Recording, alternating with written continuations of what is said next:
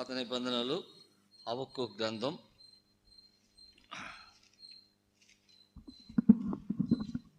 Page number, మీకు ఎవరికైనా page number చెప్తాను, తెలియకపోతే దయచేసి దేవుని వాక్యంలో మనం గమనించి చదువుదాం.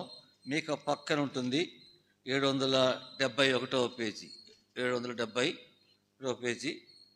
మరి దేవుని వాక్యంలో మనం గమనించవచ్చు 771వ పేజీ, పాత నిబంధన 770వ పేజీ, 3వ అధ్యాయం అంటే 772వ పేజీలో 17 నుంచి 19 వరకు 3 వచనాలు చదువుతాం. అందుకు తీయండి. 772వ పేజీ 17 నుంచి 19 వరకు, 17 వచనం నుంచి 19 వరకు తీసారా? చదువుదాం, అందరూ కలిసి చదువుదాం. అంజూరు చెట్లు పొయ్యకుండాను, ద్రాక్ష చెట్లు ఫలింపకపోయాను, ఒలివ చెట్లు కాపు లేకుండాను, చేనులోని పైరు పంటకు రాకపోయాను, గొర్రెలు దొడ్డిలో లేకపోయినాను, సాలలో పశువులు లేకపోయినాను, నేను యెహోవా యందు ఆనందించేదను, నా రక్షణకర్త నా దేవుని నేను సంతోషించేదను. ప్రభువుకు యెహోవాయే నాకు బలము, ఆయన కాలం లేడి కాళ్ళ వలె చేయను, ఉన్నత స్థలం మీద నన్ను నడవజేయును. దేవుడి వాక్యమును దీవించునుగాక. చిన్న ప్రార్థన చేసుకుందాం. పరిశుద్ధులైన తండ్రి, నమ్మదగిన దేవ, సమయ ఆరాధన కొరకై మీ సన్నిధిలో కూడి వచ్చింటుండగా మీ గడిపే సమయం ఆశీర్వకరంగా చేయండి. నిష్ప్రయోజక దాసుని జ్ఞాపకం చేసుకోండి. మీ సులువు చాటును మరుగుపరచండి దేవా. మీ వాగ్దానం నెరవేర్చండి దేవా. మరి యోహాను సువార్త 3:33-34, కీర్తన 91:10, మరి లూకా 12:12 నెరవేర్చమని ప్రార్థిస్తున్నాం. మేము చూస్తుండగా సహాయపడుతున్నామని, ఆరాధన కొరకై మా జీవితంలో పురికొల్పు ఉద్యోగం దయచేయమని, మేమేమైనా పరీక్షించుకొని ప్రభు మా పట్ల ఏం చేస్తున్నాడు ఎదిగిన వారమై స్తుతించడానికి సహాయపడుతున్నామని, ప్రభు మాకు ఏమైనాడో కూడా గ్రహించడానికి సహాయం చేయమని యేసు ప్రభునామమున ప్రార్థిస్తున్నాం తండ్రి, ఆమేన్. ఈ లేఖనాల్లో మనం గమనిస్తే దేవుని వాక్యంలో హబక్కూకు మరి చక్కగా రాస్తున్నాడు. దేవుని సన్నిధిలో మరి హబక్కూకు ఏమి రాస్తున్నాడు అంటే, మన దేవుని స్తుతించడం అంటే అనేకసార్లు మనం ఎలా అంటే మనకి ఏదైనా మేలు చేస్తేనే దేవుని స్తుతిస్తాం. మేలు చేసినప్పుడు దేవుని స్తుతిస్తాం. పుట్టుక దినమైతే స్తుతిస్తాం. చేనులో పంట బాగా వస్తే స్తుతిస్తాం. లేదా పశువులు చక్కగా ఇంప్రూవ్ అయితే, డెవలప్ అవుతూ ఉంటే స్తుతిస్తాం. ఆస్తి అభివృద్ధి అవుతూ ఉంటే స్తుతిస్తాం. కాబట్టి మనకి ఏదైనా ఇచ్చినప్పుడే దేవుని స్తుతిస్తాం. కానీ దేవుడు మనకి ఏమి ఇవ్వకపోయినా కూడా దేవుని స్తుతించాలా. దేవుడు మనకి ఏమి ఇవ్వకపోయినా కూడా దేవుని స్తుతించాలా. అది మనం నేర్చుకోవాలా. మనకు ప్రభువే సమస్తమైనాడు. అందుకే కీర్తనకర్త ఒక మాట రాస్తాడు. 73వ కీర్తనలో ఒక మాట ఉంది చూడండి. ఉన్న 73వ కీర్తనకర్త ఏమని రాస్తాడంటే 73వ కీర్తన 25వ వచనం, 73వ కీర్తన 25వ వచనం, 73వ కీర్తన 25వ వచనం. ఆకాశమందు నీవు తప్ప నాకు ఎవరున్నారు, నీవు నాకుండగా, అంటే నీవు ఉంటే నాకు ఇంకేది కూడా అక్కర్లేదు. కానీ దేవుడు ఉంటే చాలు, నాకు ఇంకేది కూడా నాకు అక్కర్లేదు అంటాడు. అది దేవుని స్తుతించడం అంటే. నీవు నాకుంటే చాలు. మనం అనేకసార్లు దేవుడు స్తుతించి నాకేం చేసినాడు దేవుడు అంటాం. దేవుడు ఆయన చేయాల్సింది ఏంటంటే ఆయన ప్రాణమే మనకి ఇచ్చేసాడు. ఆయన ప్రాణాన్నే మనకి ఇచ్చాడు. మనం విమోచించడానికి కొరకై ఆయన ప్రాణాన్ని మనకి ఇచ్చాడు. మన పాపాన్ని ఆయన మోసాడు. యోహాను సువార్త 1వ అధ్యాయం 29వ వచనం చదువునా. 29వ వచనం, 1వ అధ్యాయం 29. మరునాడు యోహాను యేసు తన యొద్దకు రాగా చూచి, ఇదిగో లోక పాపములు మోసుకొని పోవచ్చున్నా దేవుని గొర్రె పిల్ల, నీ పాపము నా పాపను మోసుకొని పోయాడు. ఆయన మోసాడు సిలువలో మన పాపంతటిని భరించాడు ఆయన. ఇంకా ఆయన ఏం చేయాలా? ఆయన ప్రాణమే మనకిచ్చాడు. కాబట్టి ఆయన స్తుతించాలా. ఇంకో చోట కీర్తనకర్త మరి 22వ అధ్యాయంలో 22వ కీర్తన ఒక మాట రాస్తాడు. కీర్తన 22 కీర్తన గ్రంథకర్త 22లో ఒక మాట రాస్తాడు. చూడండి, దేవుని వాక్యంలో 22 దేవుని వాక్యం మనం గమనించినట్లయితే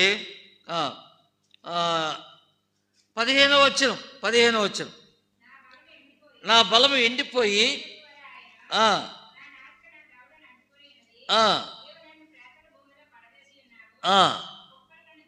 ప్రభు యేసుక్రీస్తు యొక్క శిలువ దృశ్యం అది.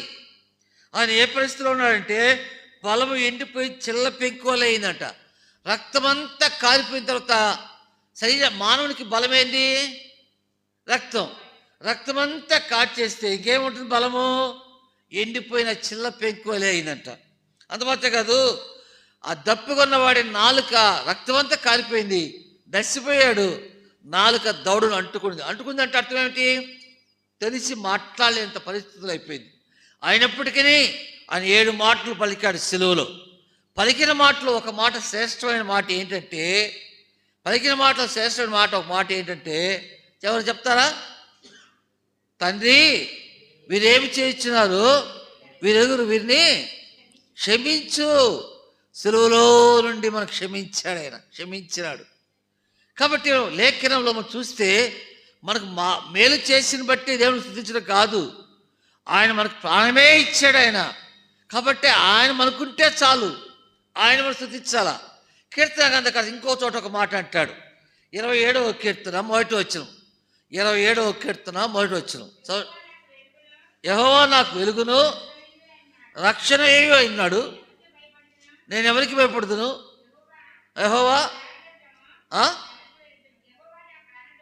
యెహోవా నా ప్రాణదుర్గము.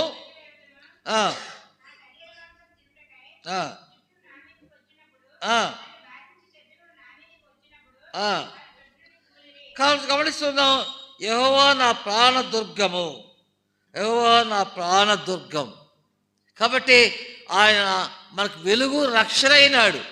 కాబట్టి ఆ వెలుగు రక్షణ అయిన ప్రభువును మనం స్తుతించాలా. అందుకొరకే మనం అనేక సార్లు లాభం అపేక్షించి దేవుని స్తుతించడం కాదు. ఈరోజు ధాన్యం విస్తారంగా పండింది అని దేవుని స్తుతించడం కాదు. మంచిగా మిద్దె కట్టుకున్నామని దేవుని స్తుతించడం కాదు. కొడుకు కుమార్తెలు బాగా చదువుకున్నారు దేవుని స్తుతించడం కాదు. లేదా వాళ్ళకి పెళ్ళిళ్ళు అయినా దేవుని స్తుతించడం కాదు. తప్పు కాదు అది చేయడం. అయితే ఏమీ చేయకపోయినా ఏమీ లేకపోయినా ప్రభుని స్తుతించాలా, ప్రభుని కనపరచాలా. ఎందుకంటే ఆయన మనల్ని శాశ్వతముగా మన పాపం నుండి మనల్ని విమోచించాడు, మన యొక్క దోషముల నుండి మనల్ని విడిపించాడు. ఆయన వీపు మీద పాపలు మోసుకొని మనందరి దోషం ఆయన భరించాడు. ఆయన అరీతిగా వదకు తేపడిన గొర్రెపిల్ల ఏ రీతిగా బొచ్చు కత్తిరించి మౌనంగా ఉండిందో, ఆయనతో దుర్మార్గుల చేతిలో తన సిలువ వేయబడ్డానికి తను అప్పగించుకున్నాడు. ఆయన ఎందుకోరకంటే నీ పాపం నా పాపం తీసివేయడానికే ఆయన సిలువ మానం ఇదికి రావాల్సి వచ్చింది. ఆయన పాపలు క్షమించినాడు, మనల్ని జ్ఞాపకం చేసుకున్నాడు. కాబట్టి దేవునిట్లోనికి ఈ దినం ఈ యొక్క మొలకల మూరు అనే గ్రామంలో లేదా పట్టణంలో ఆ రీతిగా మరి బెత్తనియా మందిరములో దేవుడు మనం తీసుకొచ్చాడంటే ఆయన యొక్క శిలువ రక్తం. కాబట్టి ఆయన కార్చిన అమూల్యమైన రక్తం. చదవండి, 1 పేతురు 1వ అధ్యాయము 18-19 వచనాలు. 1 పేతురు 1వ అధ్యాయము 18-19 వచనాలు చదవండి. ఎవరైనా తీసిన వాళ్ళు 1 పేతురు 1వ అధ్యాయము 18-19 వచనాలు. పితృపారంపైన మీ వ్యర్థ ప్రవర్తన విడిచిపెట్లుగా వెండి బంగారు వంటి చై వస్తువు చేత, అంటే వెండి బంగారు ఇచ్చి పాపాలు క్షమించబడలే. వెండి పాపాలు క్షమించదు, బంగారు కూడా పాపాలను క్షమించదు. వెండి బంగారు మనకు ఉపయోగపడదు. ఒకవేళ ఇప్పుడు ఏదో డబ్బు కోసమో దేనికోసమో కుదువ పెట్టడమో దాన్ని వాడుకోవడమో గౌరవం కోసమో ధరిస్తాము, కానీ రక్షణ ఇచ్చేది వెండి బంగారు కాదు. వెండి బంగారాలు మన పాపాలు క్షమించు. ఆ చదవడం తర్వాత ఏముందో, అమూల్యమైన రక్తము చేత అనగా నిర్దోషమును నిష్కలంకమునకు గొర్రెపిల్ల వంటి క్రీస్తు రక్తం చేత విమోచించబడుతున్నని. కాబట్టి క్రీస్తు రక్తం చేత, ఎవరి క్రీస్తు రక్తం అంటే అమూల్యమైన రక్తం, నిర్దోషమైన రక్తం, నిష్కలంకమైన రక్తం, గొర్రెపిల్ల కంటే శ్రేష్టమైన రక్తం క్రీస్తు రక్తం. ఆ రక్తంతో కడిగి మనల్ని పరిశుద్ధపరిచాడు కాబట్టి ఆరాధించాలి, ఆయన స్తుతించాలా. కాబట్టి వెండి బంగారాలు మన పాపం నుండి మనం విడిపించవు. దానాదులు పాపం నుండి విడిపించవు. ధనము ఆస్తులు మన పాపం విడిపించవు. అందుకొరకే అపోస్తల కార్యం 3వ అధ్యాయంలో పేతురు యోహాను దేవాలయంలోకి వెళ్తుంటే భిక్షమడుకుంటూ కుంటివాడు అక్కడ కూర్చోన్నాడు. ఆ కుంటివాడిని చూసినారు పేతురు యోహాను. వారు కుంటివాడే కదా, అనేక ఉంటారు అక్కడ భిక్షమడుకోవడానికి. దేవాలయం ఎదుట కూర్చొని భిక్షమడుకుంటుంటే పేతురు యోహాను అక్కడికి వచ్చి ఆ కుంటివాడి దగ్గరికి వచ్చి మా తట్టు చూడు అన్నాడు. మా తట్టు చూడు అని అక్కడికి ఆయన ఆశపడ్డాడు. కుంటివాడు అంటే ఈయన ఏందో ప్రత్యేకంగా చెప్తున్నాడు, ఆయన మా తట్టు చూడు అని. ఏమైనా ఎక్కువ విలువైంది ఇస్తాడేమని ఆశించాడు. పేతురు అన్నాడు, వెండి బంగారం మా యొద్ద లేవు, కానీ నజరేయుడైన యేసు నామమున లేచి నడువు అన్నాడు. కాబట్టి వెండి బంగారం లేచి నడిపించారు ఆయన్ని. ఎవరు నడిపించారు? నజరేయుడైన యేసు నామమున నడిపించింది. కాబట్టి నజరేయుడైన యేసు రక్తం మనల్ని విమోచించింది. ఎరిగి ఉంటే ప్రభువును స్తుతించాలా. అందుకొరకే ఆ యొక్క వ్యక్తితో అన్నాడు దేవుడు, లేచి నడువంటే ఆయన వెంటనే లేచాడు, నిలిచినాడు, నడిచినాడు, గంతులు వేసుకుంటూ పరిగెత్తినాడు. ఎక్కడికి వెళ్ళాడు? మందిరంలోనికి వెళ్ళాడు. కాబట్టి మనం కూడా ఆ రీతిగా ఉదయకాల సమయాన విమోచించబడి ఉంటే, ప్రభు రక్తంలో కడగబడి ఉంటే మనం కూడా దేవునింట్లోకి వచ్చింది ఎందుకంటే ఆయన స్తుతించడానికి. అందువరకు ఇప్పుడు హబక్కూకులోకి వద్దాం. హబక్కూకు మనం చదువుకున్న మాటలోకి వస్తాం. మాటలో చూస్తే అంజూరపు చెట్లు పూయకుండినను, అంజూరపు చెట్లు ఫలము లేకపోయినా, పూత పూసి కాయ లేకపోయినా, ద్రాక్ష చెట్లు ఫలింపకపోయినా, తర్వాత ఒలివ చెట్లు కాపు లేకపోయినా, చేనులోని పైరు పంటకు రాకపోయినను, గొడ్డిలో దొడ్డులు లేకపోయినను, చాలలో పశువులు లేకపోయినను, నేను యెహోవా యందు ఆనందించెదను. అందుకొరకే ఉదయకాల సమయాన దేన్ని బట్టి ఆనందిస్తున్నావు, దేన్ని బట్టి అని ఆనందించబోతున్నావు. కాబట్టి ముందుగా దేవుని వాక్యం చూస్తాం. ప్రభు ఇచ్చిన కృప, ప్రభు మనం క్షమించిన విధానము, రక్తులకు కడిగిన విధానం జ్ఞాపకం చేసుకొని ఆయన స్తుతించాలా. ఇవన్నీ వస్తాయి, పోతాయి, ఉంటాయి, పోతాయి, లేకపోతాయి. కాబట్టి ఆస్తులు అంతస్తులు ఉండొచ్చును, ఊడిపోవచ్చును. అయితే ప్రభు యొక్క ప్రేమ నుండి మనల్ని ఎవరోడు ఎడబాపలేడు. ప్రభు రక్తులకు కడగబడిన మనము ఈ లోకంలో కాదు, ఈ లోకం విడిచిపెట్టిన తర్వాత నిత్య రాజ్యంలో ప్రభుతో ఉండబోతున్నాం. అంత గొప్ప అవకాశం ప్రభు మనకి ఇచ్చాడు. అట్టి ప్రభుని మనం స్తుతించాలా. ఎవరైనా అంటే నా రక్షణకర్త, ఆయన రక్షణకర్త. తర్వాత 19 వచ్చినటువంటి ప్రభుకి యెహోవాయే నాకు బలము, ఆయన నా కాళ్ళను లేడి కాళ్ళవల చేయను, ఉన్నత స్థలం మీద ఆయన నన్ను యెహోవాయే నా బలం అంటాడు. నాకు బలం ఎవరంటే యెహోవా. మన పితరులు కూడా ఆ మాట అంటున్నారు. ఏంటి మరి ఏమంటున్నారంటే 18వ కీర్తన 1వ వచనం, కీర్తన 18 1వ వచనం చదవండి. కీర్తన 18 1వ వచనం. యెహోవా యెహోవా నా బలమా, అది యెహోవా నా బలమా. అంజూరు చెట్లు పూయకపోయినా, ద్రాక్ష చెట్లు ఫలించకపోయినా, ఒలివ చెట్లు కాపు లేకపోయినా, చేనులోని పైరు పంటకు రాకపోయినా, గొర్రెలు దొడ్డిలో లేకపోయినా, సావులో పశువులు లేకపోయినా, నేను యెహోవాను ప్రేమించుచున్నాను. యెహోవా నా బలమా, నేను నిన్ను ప్రేమిస్తున్నా. ఆ తర్వాత అదే కీర్తనలో యెహోవా నా శైలము, నా కోట, నా రక్షించేవాడు, నా కేడము, నా రక్షణ శృంగము, నా ఉన్నత దుర్గము, నా దేవుడు, నేను ఆశ్రయించిన దుర్గము, నా దేవుడు, నా రక్షణ శృంగం, నా రక్షణ దుర్గం.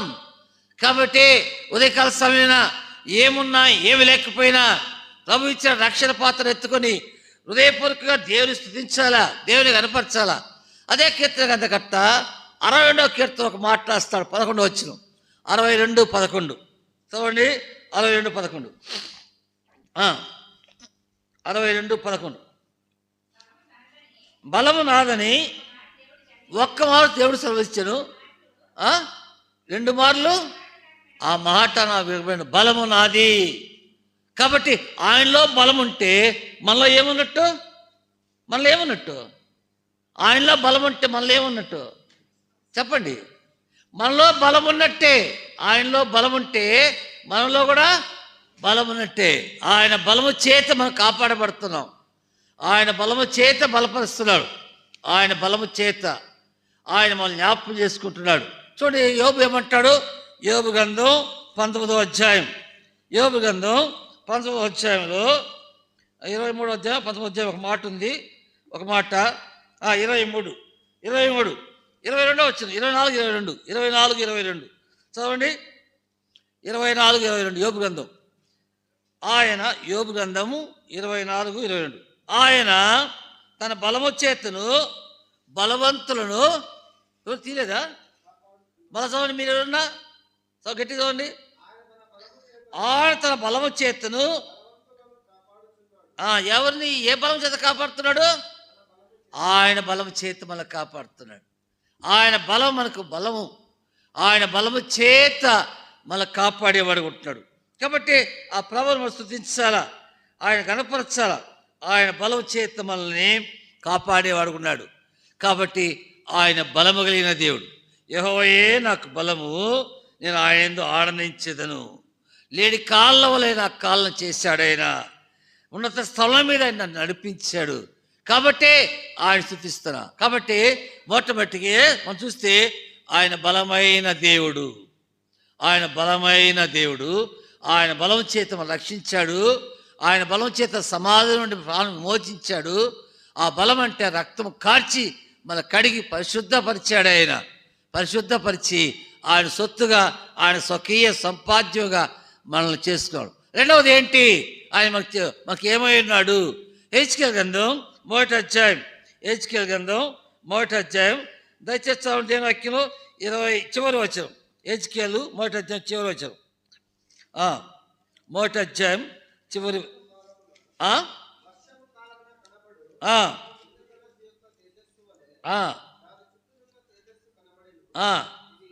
యెహోవా ప్రభావ స్వరూప దర్శనం. ఆయన ప్రభావం కలిగినవాడు. యెహోవా ప్రభావ స్వరూప దర్శనం. అదే 3వ అధ్యాయం 23వ వచనం. 3వ అధ్యాయం 23వ వచనం. నేను లేచి మైదానపుకి వెళ్ళగా కెబారు దగ్గర యెహోవా ప్రభావం నాకు ప్రత్యక్షమైనట్టు ఆయన ప్రభావం నిలబడి నాకు ఆయన ప్రభావం కలిగినవాడు. రెండవది ఏంటి? ఆయన ప్రభావం కలిగినవాడు. మొదటి ఏంటి? బలమైన వాడు. రెండవది ఏంటంటే ప్రభావం కలిగినవాడు.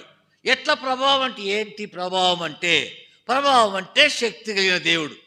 ఒక ఉదాహరణ చెప్పాలంటే, యేసు ప్రభు వెళ్తున్నప్పుడు మార్గంలో ఒక అధికారి కనపడి, నా కుమార్తె చనిపోయింది, నీవు వచ్చి బ్రతికించంటే, వెళ్తున్న సమయంలో ఒక స్త్రీ వచ్చి ఆయన వస్త్రపు చెంగు పట్టుకున్నప్పుడు ఏమన్నాడు ప్రభు? నాలో నుండి ప్రభావం వెళ్ళింది. నాలో నుండి ఎట తెలుసు?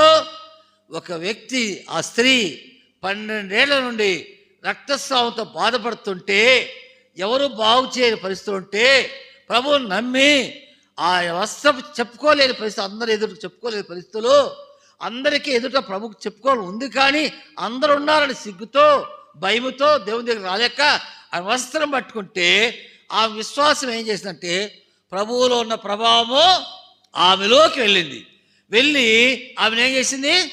స్వస్థపరిచింది. కాబట్టి రెండవ మాట మనం చూస్తే ఆయన ప్రభావం లేనివాడు. హబక్కూకు దేవుని వాక్యం అదే. హబక్కూకు 3వ అధ్యాయం 3వ వచనం. దేవుడు తేమాను నుండి పరిశుద్ధ దేవుడు పారాణంలో నుండి బయలుచేస్తున్నాడు. ఆయన మహిమ ఆకాశవంతతో కనబడుచున్నది. భూమి ఆయన ప్రభావంతో, ఆయన మహిమా ప్రభావం కలిగిన దేవుడు. ఆయన మహిమా ప్రభావం కలిగిన దేవుడు. ఆకాశం ఆయన మహిమతో నింపబడింది, భూమి ఆయన ప్రభావంతో నింపబడింది. కాబట్టి మొదటి బలమైన దేవుడు, రెండవది ప్రభావం కలిగిన దేవుడు. మూడవది చూద్దాం దేవుని ఐక్యంలో. మూడవదిగా ఏం చూద్దాం? అపోస్తల కార్యములు 7వ అధ్యాయం 2వ వచనం. అపోస్తల కార్యములు 7వ అధ్యాయం 2వ వచనం తీసుకొని చదవండి. అపోస్తల కార్యములు 7వ అధ్యాయం 2వ వచనం.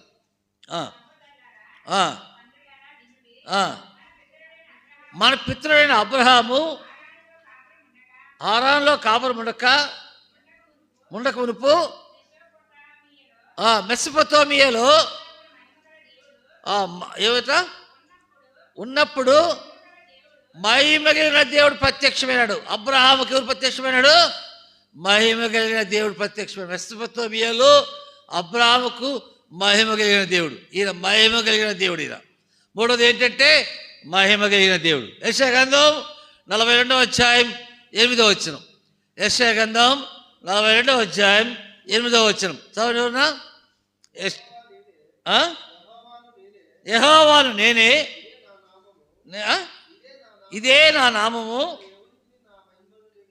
ఎవరికి నా మహిమను ఇచ్చేవాడు కాను, నాకు రావాల్సిన స్తోత్రములు విగ్రహములకు చెందనీయను. ఆయన మహిమ కలిగిన దేవుడు, ఆయన మహిమాస్వరూపైన దేవుడు. ఎలా చెప్పగలరంటే యేసు ప్రభు ఆ యొక్క రూపాంతర కొండ మీదకి వెళ్ళినప్పుడు మత్తయి సువార్త 17వ అధ్యాయంలో ఆయన మా పేతురు యోహాను వెంట పెట్టుకుని వెళ్ళినప్పుడు ఆయన ఎలా కనపడ్డాడంటే మహిమ కలిగిన దేవుడుగా కనపడ్డాడు, ప్రకాశమైన దేవుడుగా కనపడ్డాడు.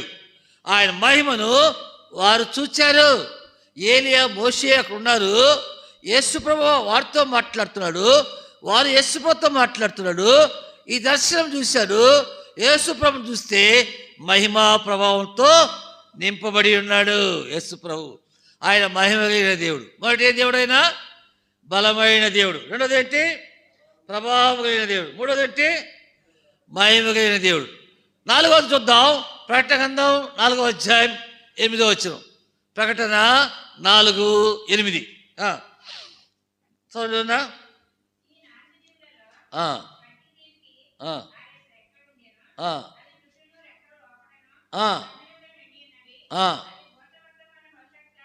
వర్తమాన భూత భవిష్యత్ కాలములో సర్వాధికారియకు ప్రభువు పరిశుద్ధుడు పరిశుద్ధుడు పరిశుద్ధుడు అని మానక రాత్రి మగలు చెప్తున్నాడు. ఎవరైనా పరిశుద్ధుడు.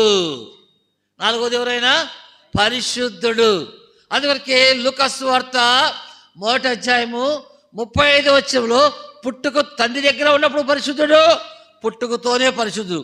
పరలోకంలో పరిశుద్ధుడు, పుట్టినప్పుడు ఎలాగున్నాడు ఆయన? చదవండి. లూకా సువార్త 1వ అధ్యాయం 35వ వచనం. లూకా సువార్త దూత పరిశుద్ధాత్మ నీ మీదకి వచ్చును, సర్వోన్నతుని శక్తిని కమ్ముకొనును, గనుక పుట్టవో శిశువు పరిశుద్ధుడై దేవుని కాబట్టి పరిశుద్ధుడు. ఆయన పరిశుద్ధుడు. చూడాల్సి మళ్ళీ 1 పేతురు 1:14 వచ్చారు. నేను పరిశుద్ధులై ఉన్నాను కనుక మీరును పరిశుద్ధులై ఉండడి. కాబట్టి ఆయన పరిశుద్ధుడు. ఆయనలో లోపం లేదు, ఆయనలో పాపము లేదు, ఆయనలో దోషం లేదు. ఆయన పరిశుద్ధుడు. కాబట్టి ఆ పరిశుద్ధుడైన దేవుణ్ణి ఉదయకాల సమయాన మనం స్తుతించాలా, గణపరచాలా, మహిమపరచాలా ఆయన్ని. తర్వాత చూస్తే దేవుని వాక్యములో మత్తయి సువార్త 27వ అధ్యాయం 19వ వచనం క్లుప్తంగా చూసుకుంటూ పోతున్నాం. మత్తయి సువార్త 27:19 చదవండి. ఉన్నా మత్తయి సువార్త 27:19. అతడు న్యాయపీఠం మీద కూర్చుండి ఉన్నప్పుడు అతని భార్య నీవు ఆ నీతిమంతుల జోలికి పోవద్దు. ప్రభువు యేసుక్రీస్తు ఎవరైనా నీతిమంతుడు. నీతిమంతుడు.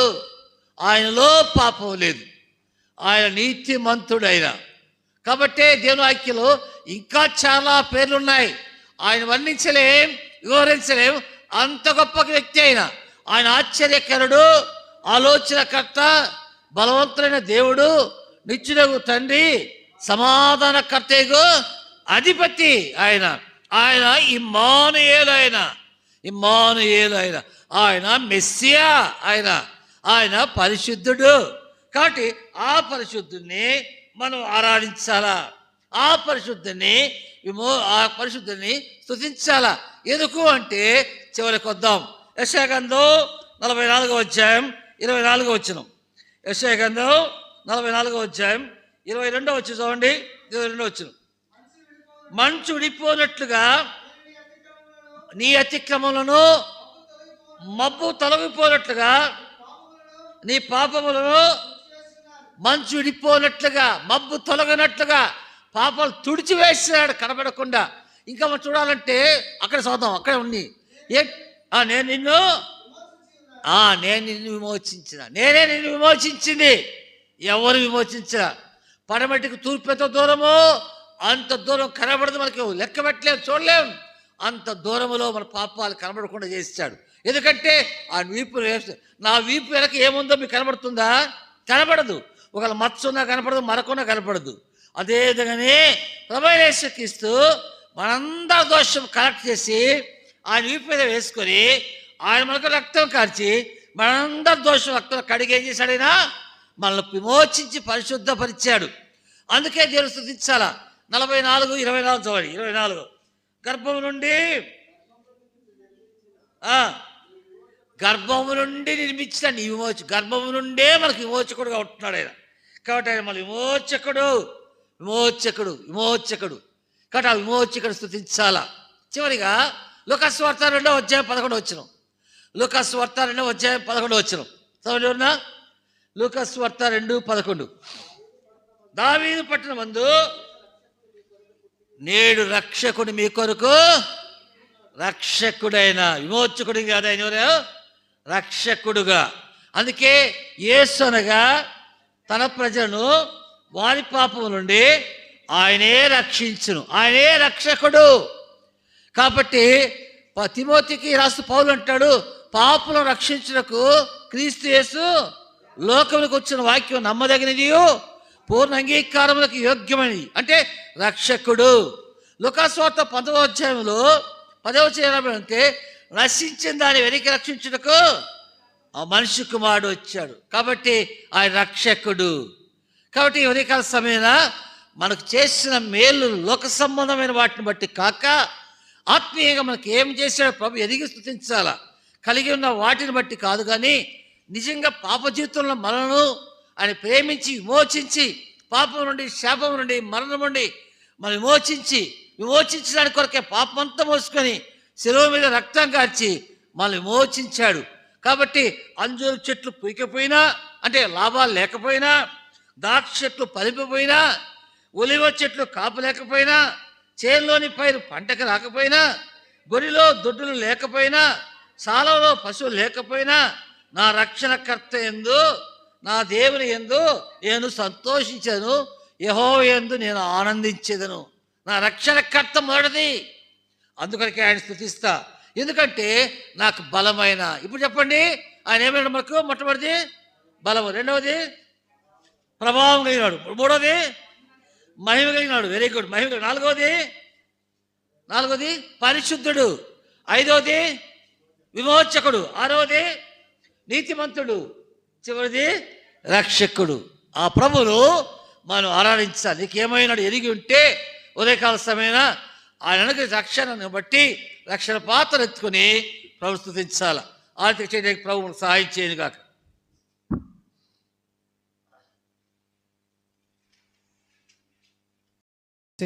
ఓదుకోండి. హబక్కూకు 2 అధ్యాయము 4 నుంచి 6 వరకు కలిసి చదువుకుందాం. ಹಬಕ್ಕೂಕ 2ನೇ ಅಧ್ಯಾಯ 4ರಿಂದ 6ನೇ ವಚನದವರೆಗೆ ನಾವೆಲ್ಲ ಸೇರಿ ಓದಿಕೊಳ್ಳೋಣ.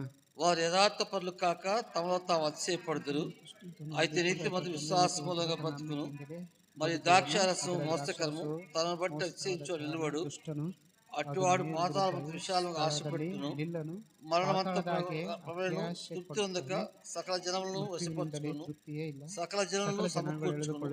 తనది గాని దాన్ని ఆక్రమించి అభివృద్ధి పొందడానికి శ్రమ, తాకొట్టు సొమ్మును విస్తారుగా పట్టుకోవడానికి శ్రమ, వాడు ఎన్నాళ్ళు నిల్చుని చెప్పుకుంటూ వీరందరూ ఇతరుని బట్టి ఉపమానితుగా అపహాస్యం సామెత ఎత్తురు కదా.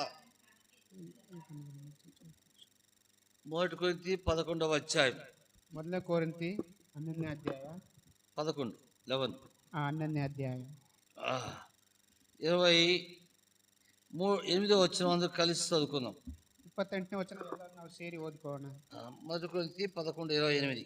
1 కొరింథీ 12ನೇ ಅಧ್ಯಾಯ 28ನೇ ವಚನ. కాబట్టి ప్రతి మనుష్యుడు తను తాను పరీక్షించుకున్నాను, అలాగ చేసి ఆ రొట్టెను తిని ఆ పాత్రలోనిది త్రాగవలెను.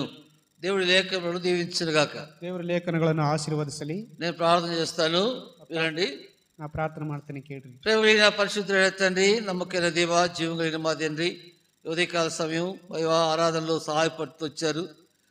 మరి మా మధ్య ఉన్న రొట్టె ద్రాక్షరసం మీ శరీరానికి రక్తం సాదృశ్యం ఉంటుండగా యోగ్యమైన రీతిలో పాల్గొందినట్లుగా సహాయపడుతున్నామని వందనాలు చెల్లించుకుంటూ వస్తుంటున్నాం. నిష్ప్రయోజక దాసుని మరొకసారి మీ సహాయం కోరుకుంటూ, మీ నడిపింపును కోరుకుంటూ, మీ ఏర్పాట్లు నడిపించమని, మీ సులువు చాటును మరుగుపరిచి మీ మాటలు మీరు వినిపింప చేయమని, మీ నోటి బోరుగా నీ శబ్ద తరంగనిగా వాడుకోనమని యేసు ప్రభువును ప్రార్థిస్తున్నాం తండ్రి, ఆమేన్. ఇక చదవబడిన లేఖనం మనం చూసిన మాట 2వ అధ్యాయం 4వ వచనం. ನೋಡಿ, ಲೇಖನದಲ್ಲಿ ನಾವು ಓದಿದ ಮಾತು 2ನೇ ಅಧ್ಯಾಯ 4ನೇ ವಚನವು. దేవుని వాక్యం, వారు యథార్థ పనులు కాక తమలో తాము అతిశయపడుదురు. ಇಗೋ, ಆ ದುಷ್ಟನ ಅಂತರಾತ್ಮವು ಹುಬ್ಬಿಕೊಂಡಿದೆ, ಯಥಾರ್ಥವಲ್ಲ. కాబట్టి యథార్థ పనులకు అతిశయపడేవారు ఉన్నారు. యథార్థవಲ್ಲದೆ అతిశయ ఇచ్చుಕೊಳ್ಳುವಂತ ಜನರಿದ್ದಾರೆ. ఆ తర్వాత 5వ వచనం మధ్యలో వాడు తనను బట్టి అతిశయించు వాడు నిలువడు. ಅಂದ್ರೆ ತನ್ನಿಂದ ತಾನು ಹೆಚ್ಚಿಸಿಕೊಳ್ಳುವವನು ನಿಲ್ಲೋದಿಲ್ಲ ಎಂಬುದಾಗಿ. అయితే ఏం చేయాలా? ಆದ್ರೆ ಏನು ಮಾಡಬೇಕು? 4వ వచనం. 4ನೇ ವಚನವು, నీతిమంతుడు విశ్వాసం మూలముగా బ్రతుకును. ನೀತಿವಂತನು ತನ್ನ ನಂಬಿಕೆಯಿಂದಲೇ ಬದುಕುವನು. మన నీతి ఏమీ లేదు. ನಮ್ಮ ನೀತಿಯು ಏನು ಅಲ್ಲ. మన నీతి క్రియలు కేవలం మురికి పేలికలు వంటివి. ನಮ್ಮ నీతి క్రియಗಳೆಲ್ಲ ಹೊಲಸು ಬಟ್ಟೆಯ ಹಾಗೆ. మన నీతి ఎవరిని కూడా పరిశుద్ధపరచలేదు. ನಮ್ಮ ನೀತಿ ಯಾರನ್ನು ಪರಿಶುದ್ಧಪಡಿಸುವುದಿಲ್ಲ. అసలు మానవుల్లో నీతి ఉంటే కదా ಅಲ್ಲಿ ನಮ್ಮಲ್ಲಿ ನೀತಿ ಇದ್ರೆ ಅಲ್ವಾ. అందుకే రోమా 3:11 రాయబడింది. ರೋಮ 3:11 ಬರೆಯಲ್ಪಟ್ಟಿದೆ, నీతిమంతుడు లేడు, ఒక్కడనూ లేడు. ನೀತಿವಂತನು ಇಲ್ಲ, ಒಬ್ಬನಾದರೂ ಇಲ್ಲ. అందరూ త్రోవ తప్పి ఏకముగా పనికి మాలిన వారైరి. ಎಲ್ಲರೂ ದಾರಿ ತಪ್ಪಿ ಕೆಲಸಕ್ಕೆ ಬಾರದವರಾಗಿದ್ದಾರೆ. నీతిమంతుడు లేడు, ఒక్కడు కూడా లేడు. ನೀತಿವಂತನು ಇಲ್ಲ, ಒಬ್ಬನಾದರೂ ಇಲ್ಲ ಎಂಬುದಾಗಿ ನೋಡುತ್ತೇವೆ. అది అపోస్తలుడు పౌలు స్పష్టంగా రోమీయుల పత్రికలో మాట రాస్తూ చెప్తున్నాడు. ರೋಮಪುರದಲ್ಲಿ ಅಪೊಸ್ತಲ ಪೌಲನು ಹೇಳ್ತಾ ಇದ್ದಾನೆ, నీతిమంతుడు లేడు అన్న మాట స్పష్టంగా రాయబడింది. ನೀತಿವಂತನು ಇಲ್ಲ ಅಂತಕ್ಕಂಥ ಮಾತು ಸ್ಪಷ್ಟವಾಗಿ ಬರೆಯಲ್ಪಟ್ಟಿದೆ. ప్రసంగిలో కూడా అదే మాట రాయబడుతుంది. ಪ್ರಸಂಗಿಯಲ್ಲಿ ಸಹ ಇದೇ ಮಾತು ಬರೆಯಲ್ಪಡುತ್ತದೆ. 7వ అధ్యాయ ప్రసంగిలో, ಪ್ರಸಂಗಿ ಪುಸ್ತಕ 7ನೇ ಅಧ್ಯಾಯ 20వ వచనం చూద్దాం. 7:28. పాపం చేయక మేలు చేయొచ్చు నీతిమంతుడు భూమి మీద ఒక్కడైనా లేడు. 7:20. 7:20. పాపం చేయక మేలు చేయవాడు భూమి మీద ఒక్కడు కూడా లేడు నీతిమంతుడు. ನೋಡ್ರಿ, ಭೂಮಿ ಮೇಲೆ ಒಬ್ಬನು ಸಹ ಇಲ್ಲ ನೀತಿವಂತನೆಂಬುದಾಗಿ. కాబట్టి నీతిమంతులకు లేరుక, ನೀತಿವಂತರು ಇಲ್ಲ. అయితే హబక్కూకు రాస్తున్నాడు, ಆದ್ರೆ ಹಬಕ್ಕೂಕನು ಬರಿತಾ ಇದ್ದಾನೆ, మనం ఏమైనా అతిశయించాలంటే ఏం అతిశయించడానికి లేదు. ಅಂದ್ರೆ ನಾವೇನನ್ನು ಹೆಚ್ಚಳ ಪಡ್ತೇವೆ ಅಂದ್ರೆ ಏನು ಹೆಚ್ಚಳ ಪಡೋದಕ್ಕೆ అవకాಶ ಇಲ್ಲ. అందుకే మొదటి కొరింథీ అపోస్తల కార్యం అపోస్తల పౌలు కొరింథీకి రాసిన మొదటి పత్రిక, ಅಪೊಸ್ತಲ ಪೌಲನು ಕೊರಿಂಥದವರಿಗೆ ಬರಿತಾ ಇದ್ದಾನೆ ಮೊದಲನೇ ಪತ್ರಿಕೆಯಲ್ಲಿ, మొదటి అధ్యాయము 31వ వచనంలో ఒక మాట రాయబడింది. 31ನೇ ವಚನದಲ್ಲಿ ಒಂದು ಮಾತು ಬರೆಯಲ್ಪಟ್ಟಿದೆ. మొదటి కొరింథీ మొదటి అధ్యాయం 31వ వచనం. ಮೊದಲನೇ ಕೊರಿಂಥಿ 1:31. చదవండి. అతిశయించువాడు ప్రభువునందే అతిశయించువాడు.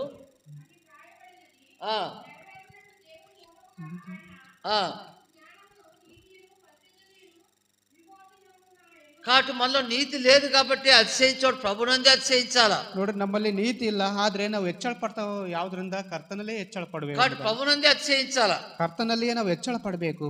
ఇర్మియాలో కూడా మాట రాయబడింది. ఇర్మియాలో ನೋಡಿ, ಇರಿಮೇಲ್ ಸಹ ಮಾತು ಬರೆಯಲ್ಪಟ್ಟಿದೆ. 9వ అధ్యాయం 23వ వచనం. 9:23. 9:23. ఇర్మియా గ్రంథం 9వ అధ్యాయం 23వ తీసుకోవాలి. ఇర్మియా పుస్తక 9:23. 23వ వచనం. 23ನೇ ವಚನವು, యెహోవా ఇలా సెలవిచ్చున్నాడు, జ్ఞాని తన జ్ఞానమును బట్టి, సూర్యుడు తన సౌరమును బట్టి అతిశయింపకూడదు, ఐశ్వర్యంతో తన ఐశ్వర్యం బట్టి అతిశయింపకూడదు. అతిశయించేవాడు దేన్ని బట్టి అతిశయించవాలనగా, భూమి మీద కృప చూపుచు నీతి న్యాయములు గ్రహించిన యెహోవాను నేనే అని గ్రహించి కాబట్టి నీతి న్యాయములు జరిగించి యెహోవాను బట్టే ನೋಡ್ರಿ ನೀತಿ ನ್ಯಾಯಗಳನ್ನು ಮಾಡ್ತಕ್ಕಂಥ ಯೆಹೋವನಿಂದಲೇ ಎಂಬುದಾಗಿ అతిశయించాలా. ಹೆಚ್ಚಳ ಪಡಬೇಕು. మన దేని విషయంలో అతిశయించడానికి లేదు. ಯಾವ ವಿಷಯದಲ್ಲಿ ಹೆಚ್ಚಳ ಪಡಬೇಕೇ ಇಲ್ಲ. కాబట్టి మన భూమి మీద అతిశయం అంటూ మనకి ఏది లేదు కూడా. ಅಂದ್ರೆ ಭೂಮಿ ಮೇಲೆ ಹೆಚ್ಚಳ ಪಡುವಂತದ್ದು ಏನು ಇಲ್ಲ ಈ ಭೂಮಿ. మనకంటూ మనం పుట్టలేదు. ನಮ್ಮಷ್ಟಕ್ಕೆ ನಾವು ಹುಟ್ಟಲಿಲ್ಲ. దేవుడు పుట్టిస్తే పుట్టాం మనం. ದೇವರು ಜನ್ಮ ಕೊಟ್ಟಾಗ ನಾವು ಜನಿಸಿದ್ದೇವೆ. తల్లి గర్భంలో గర్భస్థ శిశువుగా దేవుడు కలుగ చేస్తే భూమి మీదకి వచ్చాం. ನಾವು ತಾಯಿಯ ಗರ್ಭದಲ್ಲಿ ದೇವರು ಉಂಟು ಮಾಡಿದಾಗ ನಾವು ಈ ಭೂಮಿಗೆ ಬಂದಿದ್ದೇವೆ. అందుకే ఆయనే మనల్ని పుట్టించానని రాయబడింది వాక్యంలో. ಆತನೇ ನಮ್ಮನ್ನು ಹುಟ್ಟಿಸಿದನೆಂಬುದಾಗಿ ನಾವು ದೇವರಾಗಿ ఈ రోజు కూర్చున్నామంటే ఆయన పుట్టించాడు కాబట్టి లోపలికి వచ్చాం. ನಾವು ಈ ದಿನ ಕೂತಿದ್ದೇವೆ ಅಂದ್ರೆ ಆತನ ಜನನ ಮೂಲಕವಾಗಿ ನಾವು ಬಂದಿದ್ದೇವೆ. చాలా మంది అతిశయిస్తారు. ಬಹಳ ಮಂದಿ ಹೆಚ್ಚಳ ಪಡುತ್ತಾರೆ. కొంతమంది కాళ్ళు ఎగరేస్తారు. ఇంకా కాలರನ್ನು ఎగರಾಕ್ತಾರೆ. కొంత మీసలు తిప్పుతారు. ಕೆಲವರು ಮೀಸೆ ತಿರುಗುತ್ತಾರೆ. రకరకాల పరిస్థితులు మానవులు. ನಾನಾ ವಿಧವಾಗಿ ಪರಿಸ್ಥಿತಿ ఏ ಮನುಷ್ಯ. మానవుడు ఎక్కడ అతిశయించడానికి అవుతుంది? ಯಾವ ಮನುಷ್ಯನು ಎಲ್ಲಿ ತನ್ನ ಹೆಚ್ಚಳ ಪಡೋಕಾಗ್ತದೆ. కాబట్టి మనలో అతిశయం ఉండకూడదు. ನಮ್ಮಲ್ಲಿ ಹೆಚ್ಚಳ ಪಡಬೇಕು ಅಂತಕ್ಕಂಥದ್ದು అదే ఆరాధనలో చూసాం మనం. ನಾವು ಆರಾಧನೆ ನೋಡಿದ್ದೇವಲ್ವಾ. మనం కలిగి ఉన్న వాటిని బట్టి కాక ನಮ್ಮಲ್ಲಿ ನಾವು ಹೊಂದಿಕೊಳ್ಳುವಂತ ಅವುಗಳಿಂದ ಅಲ್ಲದೆ దేవుడు మనకి ఏమైనాడో ఎరిగి అతిశయించి ఆరాధించాలా. ದೇವರು ನಮಗೆ ಏನಾಗಿದ್ದಾನೋ ಅದನ್ನು ತಿಳಿದುಕೊಂಡವರಾಗಿ ಆರಾಧಿಸಬೇಕೆಂಬುದಾಗಿ అది ఇప్పుడు బలవర్తమానం అదే మాకు జ్ఞాపకం చేస్తున్నాడు. ಈ ಮೇಜಿನ ವರ್ತಮಾನದಲ್ಲಿ ಇದೇ ನೆನಪು ಮಾಡಿಸಲ್ಪಡ್ತದೆ. నీతిమంతుడు విశ్వాస మూలంగా బ్రతకాల. ನೀತಿವಂತನು ನಂಬಿಕೆಯಿಂದಲೇ ಬದುಕಬೇಕು. కాబట్టి విశ్వాస మూలంగా జీవించాలి మనం. ನಂಬಿಕೆ ಮೂಲಕವಾಗಿ ನಾವು ಜೀವಿಸಬೇಕು. విశ్వాసం లేకుండా దేవునికి ఇష్టం ఏంటి? అసాధ్యము. ನಂಬಿಕೆ ಇಲ್ಲದೆ ದೇವರನ್ನು ಮೆಚ್ಚಿಸುವುದು ಅಸಾಧ್ಯ ಎಂಬುದಾಗಿ విశ్వాసం అంటే ఏంటి? ನಂಬಿಕೆ ಅಂದ್ರೆ యేసు ప్రభు అని ಯೇಸು ಸ್ವಾಮಿ ಎಂದು నీ నోటితో ఒప్పుకొని ನಿನ್ನ ಬಾಯಿಂದ ಒಪ್ಪಿಕೊಂಡು నీ హృదయమునందు విశ్వసించాలా. ನಿನ್ನ ಹೃದಯದಲ್ಲಿ ನಂಬಬೇಕು. నువ్వు నమ్మితే రక్షణ పడతావు. ನೀನು ನಂಬಿದರೆ ರಕ್ಷಣೆ ಹೊಂದುವಿ. నమ్ముట నీ వలన అయితే అమ్మవానికి సమస్తము సాధ్యం. ನೀನು ನಂಬಿದರೆ ಅಂದ್ರೆ ಎಲ್ಲವೂ ಸಮಸ್ತವು ಸಾಧ್ಯವೆಂಬುದು. సర్వలోకముకి వెళ్ళి సర్వ సృష్టికి స్వార్థ ప్రకటించుడి. ಭೂಮಿಯ ಕಟ್ಟ ಕಡೆಗೆ ಹೋಗಿ ಸುವಾರ್ತೆನ ಪ್ರಕಟಿಸಿರಿ. దేవునికి నమ్మిన వాడికి రక్షణ, నమ్మని వాడికి నరకం. ನಂಬಿದವರಿಗೆ ರಕ್ಷಣೆ, ನಂಬದೆ ಹೋದವರಿಗೆ ಶಿಕ್ಷೆ ಎಂಬುದಾಗಿ. కాబట్టి నమ్మాల ప్రభుని. ಕರ್ತನನ್ನು ನಂಬಬೇಕು. విశ్వాసం ఉండాల మనలో. ನಮ್ಮಲ್ಲಿ ನಂಬಿಕೆ ಇರಬೇಕು. ప్రభు నమ్మిన బిడ్డలము, ಕರ್ತನ ಮಕ್ಕಳಾದ ನಾವು ప్రభు బల్లకి వెళ్ళక మునుపు ಕರ್ತನ ಮೇಜಿಗೆ ಹೋಗೋದಕ್ಕಿಂತ ಮುಂಚೆ నీ విశ్వాసం ఎట్లుంది? ನಿನ್ನ ನಂಬಿಕೆ ಹೇಗಿದೆ? విశ్వాసాన్ని పరీక్షించుకోవాలా. ನಿನ್ನ ನಂಬಿಕೆಯನ್ನು ಪರೀಕ್ಷೆ ಮಾಡಿಕೊಳ್ಬೇಕು. దేవుని వాక్యంలో ಸತ್ಯವೇದದಲ್ಲಿ కీర్తన 12వ అధ్యాయంలో ಕೀರ್ತನ 12ನೇ అధ్యాಯದಲ್ಲಿ 12 కీర్తన 1వ వచనం. 12:1 కీర్తన 12 1వ వచనం చదవనా? కీర్తన 12:1 నా లక్ష్యము భక్తి గలవారు లేకపోయి విశ్వాసం నరుల్లో ఉండకు గతించిపోయేది. కాబట్టి విశ్వాసం లేరంట నరుల్లో. ಅಂದ್ರೆ ಮನುಷ್ಯರಲ್ಲಿ ನಂಬಿಕೊಳ್ಳವರೇ ಇಲ್ಲಂತೆ. అంటే విశ్వాసం లేని వారే ఉన్నారు. ಅಂತ ನಂಬಿಕೆ ಇಲ್ಲದಂತವರೇ ಇದ್ದಾರೆ. కాబట్టి మనలో విశ్వాసం ఉందా? ಆದ್ರೆ ಈ ನಂಬಿಕೆ ಇದೆಯೋ? విశ్వాసం లేకపోతే నష్టపోతాం. ನಂಬಿಕೆ ಇಲ್ಲದೆ ಹೋದ್ರೆ ನಷ್ಟವು. విశ్వాస మూలంగా జీవించాలి మనం. ನಂಬಿಕೆ ಮೂಲವಾಗಿ ನಾವು ಬದುಕಬೇಕು. యేసుక్రీస్తు రక్షకుడు నమ్మాలా. ಯೇಸು ಸ್ವಾಮಿ ರಕ್ಷಕನನ್ನು ನಾವು ನಂಬಬೇಕು. ఆయన హృదయంలో చేర్చుకోవాలా. ಹೃದಯದಲ್ಲಿ ಸ್ವೀಕರಿಸಬೇಕು. ఆయన కొరకు జీవించాలా. ಆತನ ಮೂಲಕವಾಗಿ ಬದುಕಬೇಕು. కాబట్టి అది విశ్వాసం అంటారు. ಅದನ್ನು ನಂಬಿಕೆ ಅನ್ನುತ್ತಾರೆ. కాబట్టి నీకు విశ్వాసం ఉందా? ప్రభు అంటే యేసు ప్రభు అంటే విశ్వాసం ఉందా? ಕರ್ತನೆಂದು ನಿನಗೆ ನಂಬಿಕೆ ಉಂಟು? యేసు ప్రభు సృష్టికర్తను ఎరిగి ఉంటున్నావా? ಯೇಸು ಸ್ವಾಮಿ ಸೃಷ್ಟಿಕರ್ತನ ತಿಳಿದುಕೊಂಡಿದ್ದೀಯೋ? ఆయన హృదయంలో చేర్చుకొని ఉంటున్నావా? ಹೃದಯದಲ್ಲಿ ಸೇರಿಸಿಕೊಂಡಿದ್ದೀಯೋ? ఆయన కొరకు జీవిస్తున్న వాడుగా ఉంటున్నావా? రానిగా ఉంటున్నావా? ಆತನಿಗಾಗಿ ಬದುಕುವವಳಾಗಿದ್ದೀಯೋ? లేకపోతే ಇಲ್ಲ ಅಂದ್ರೆ ప్రభు వల్ల పాల్గొంటున్న ఉదానే, ప్రభు బలలో పాల్గొంటున్న ఉదానే. ಅಂದ್ರೆ ಕರ್ತನ ಮೇಜಿನ ಕೈ ಹಾಕುವುದು ವೇಸ್ಟ್ ಎಂಬುದಾಗಿ, ವೃಥ ಎಂಬುದಾಗಿ. కాబట్టి విశ్వాసం కావాలి మనకు.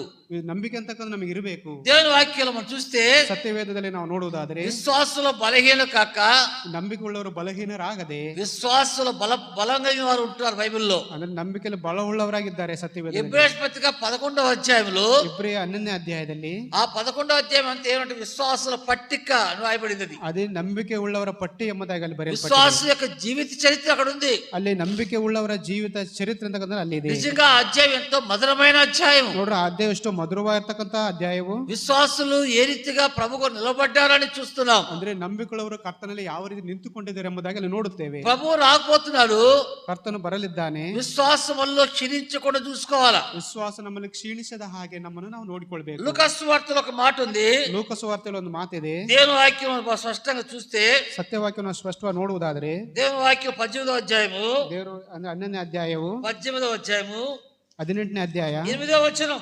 8ನೇ ವಚನ.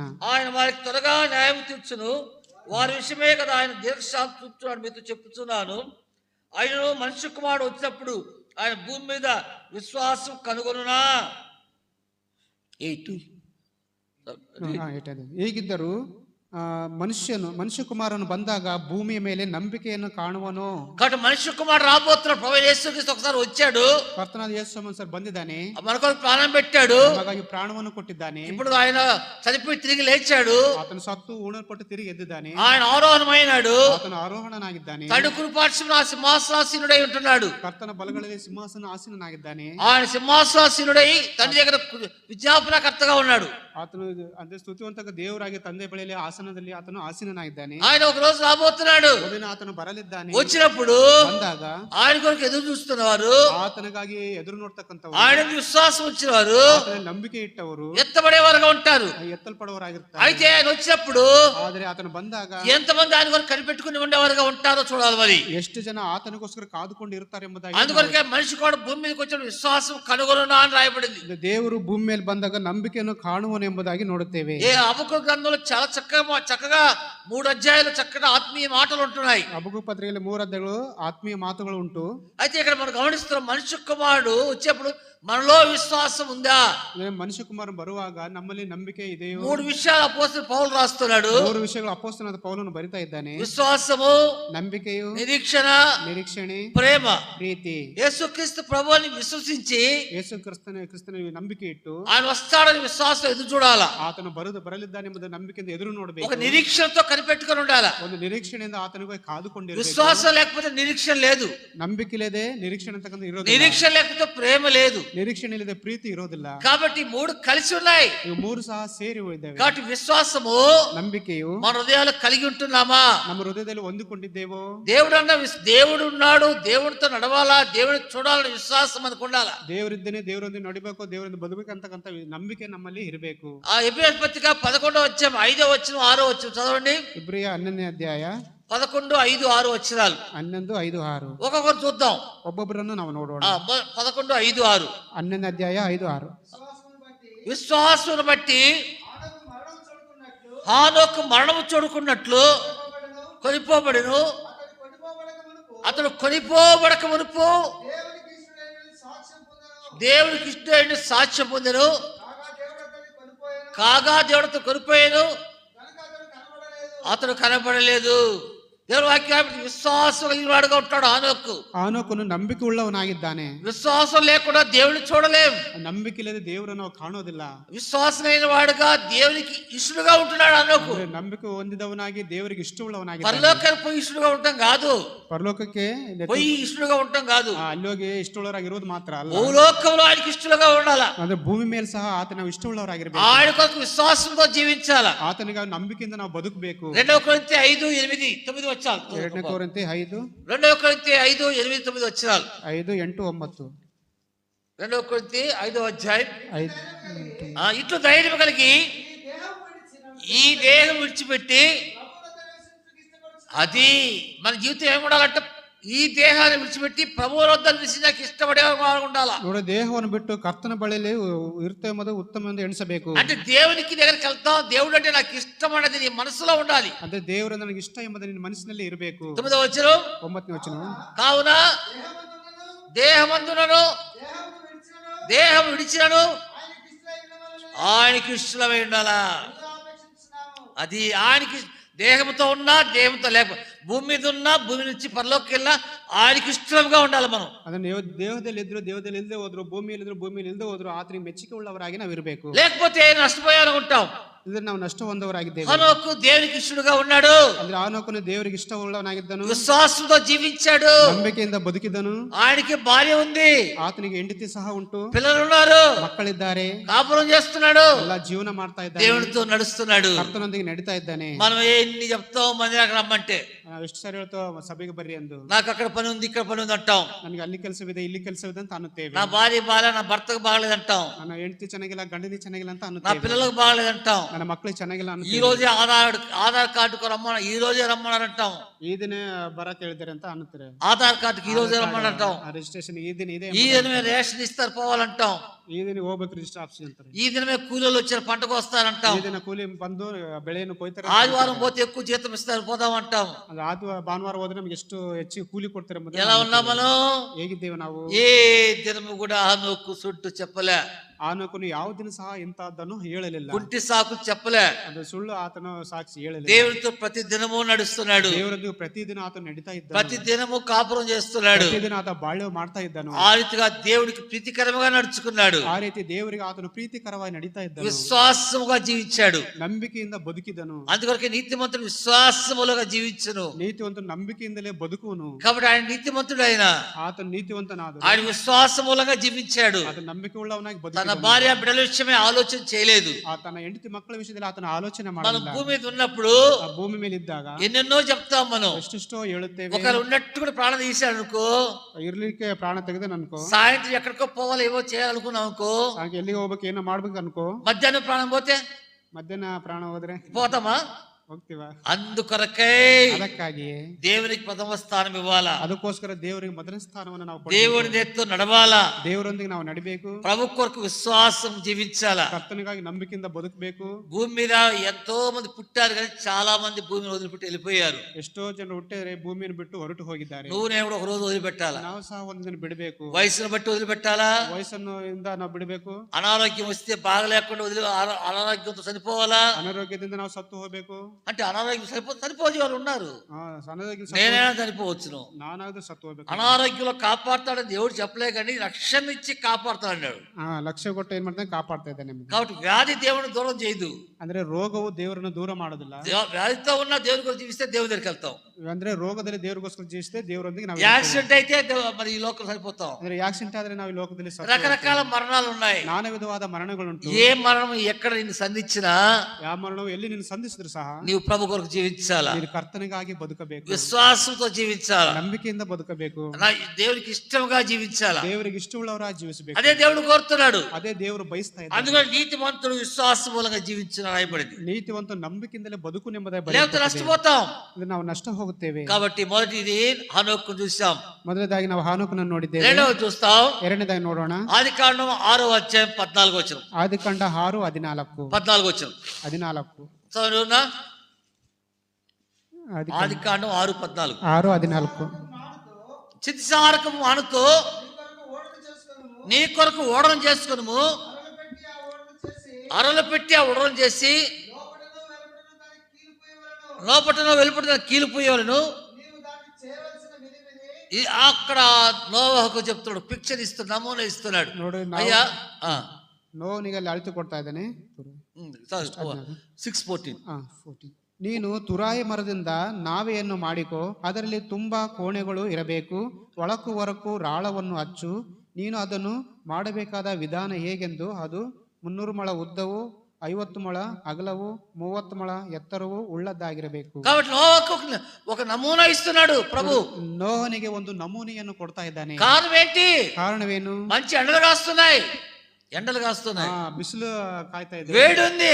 ಬಿಸಿಲು ಜಳ ಇದೆ. వర్షాకాలం కాదు. ಅದು ಮಳೆಕಾಲ ಅಲ್ಲ. అయితే ಆದರೆ దేవుడు అంటున్నాడు, ದೇವರು ಅಂತ ಇದ್ದಾನೆ, నోవహు ನೋಹನೇ, భూమి మీద యథార్థవంతులు లేరు. ಭೂಮಿ ಮೇಲೆ ಯಥಾರ್ಥವುಳ್ಳವರು ಇಲ್ಲ. భూమి మీద నరులందరూ చెడిపోయినారు. ಭೂಮಿ ಮೇಲೆ ಜನರೆಲ್ಲ ಕೆಟ್ಟು ಹೋಗಿದ್ದಾರೆ. మంచివాడు ఒక్కడు కూడా లేదు. ಒಳ್ಳೆಯವನು ಒಬ್ಬನಾದ ಸಹ ಇಲ್ಲ. కాబట్టి భూలోకం అంతా చెడిపోయింది. ಲೋಕವೆಲ್ಲ ಕೆಟ್ಟು ಹೋಗಿದೆ. కాబట్టి ఎవరిని కూడా నేను ఉంచబోయి తలుచుకోలేదు. ಯಾರನ್ನು ಇಲ್ಲಿ ಇಡೋದಿಲ್ಲ. కాబట్టి అందరినీ కూడా నేను ఈ లోకంలో తీసివేయబోతున్నాను. ನಾನು ಈ ಲೋಕದಲ್ಲಿ ಜನಸಮೂಹವನ್ನು ನಾಶ ಮಾಡಲಿದ್ದೇನೆ. నా ఎదుట నువ్వు ఒక్కడే నీతివంతుడు కనబడుతున్నావు. ನನ್ನ ಮುಂದೆ ನೀನು ಒಬ್ಬ నీతిವಂತನೇ ಕಾಣ್ತಾ ಇದ್ದಿ. మీకు వాక్యాలు చూపించిన టైం సరిపోదని ವಾಕ್ಯ ಹೇಳೋದಕ್ಕೆ ಸಮಯವಿಲ್ಲ. నా ఎదుట నీవు ఒక్కడే నీతివంతుడు కనబడుతున్నావు. ಅಂದ್ರೆ ಭೂಮಿಯಲ್ಲಿ ನೀನು ಒಬ್ಬನೇ ನೀತಿವಂತನೇ ಕಾಣ್ತಾ. కాబట్టి ఓడ సిద్ధపరచు. ನೀನು ನಾವೇನು ಸಿದ್ಧ ಮಾಡಿಕೋ. ఓడ సిద్ధపరిచి నువ్వు నీ ఇంటి వారు ఓడలో ప్రవేశించాలా. ನೀವು ನಿನ್ನ ಮನೆಯವರೆಲ್ಲ ನಾವೇ ಅಲ್ಲಿ ಹೋಗಬೇಕು. 7వ అధ్యాయం 1వ వచనం. 7 ಮೊದಲನೇ ವಚನ. ఆదికాండం 7వ అధ్యాయం 1వ వచనం.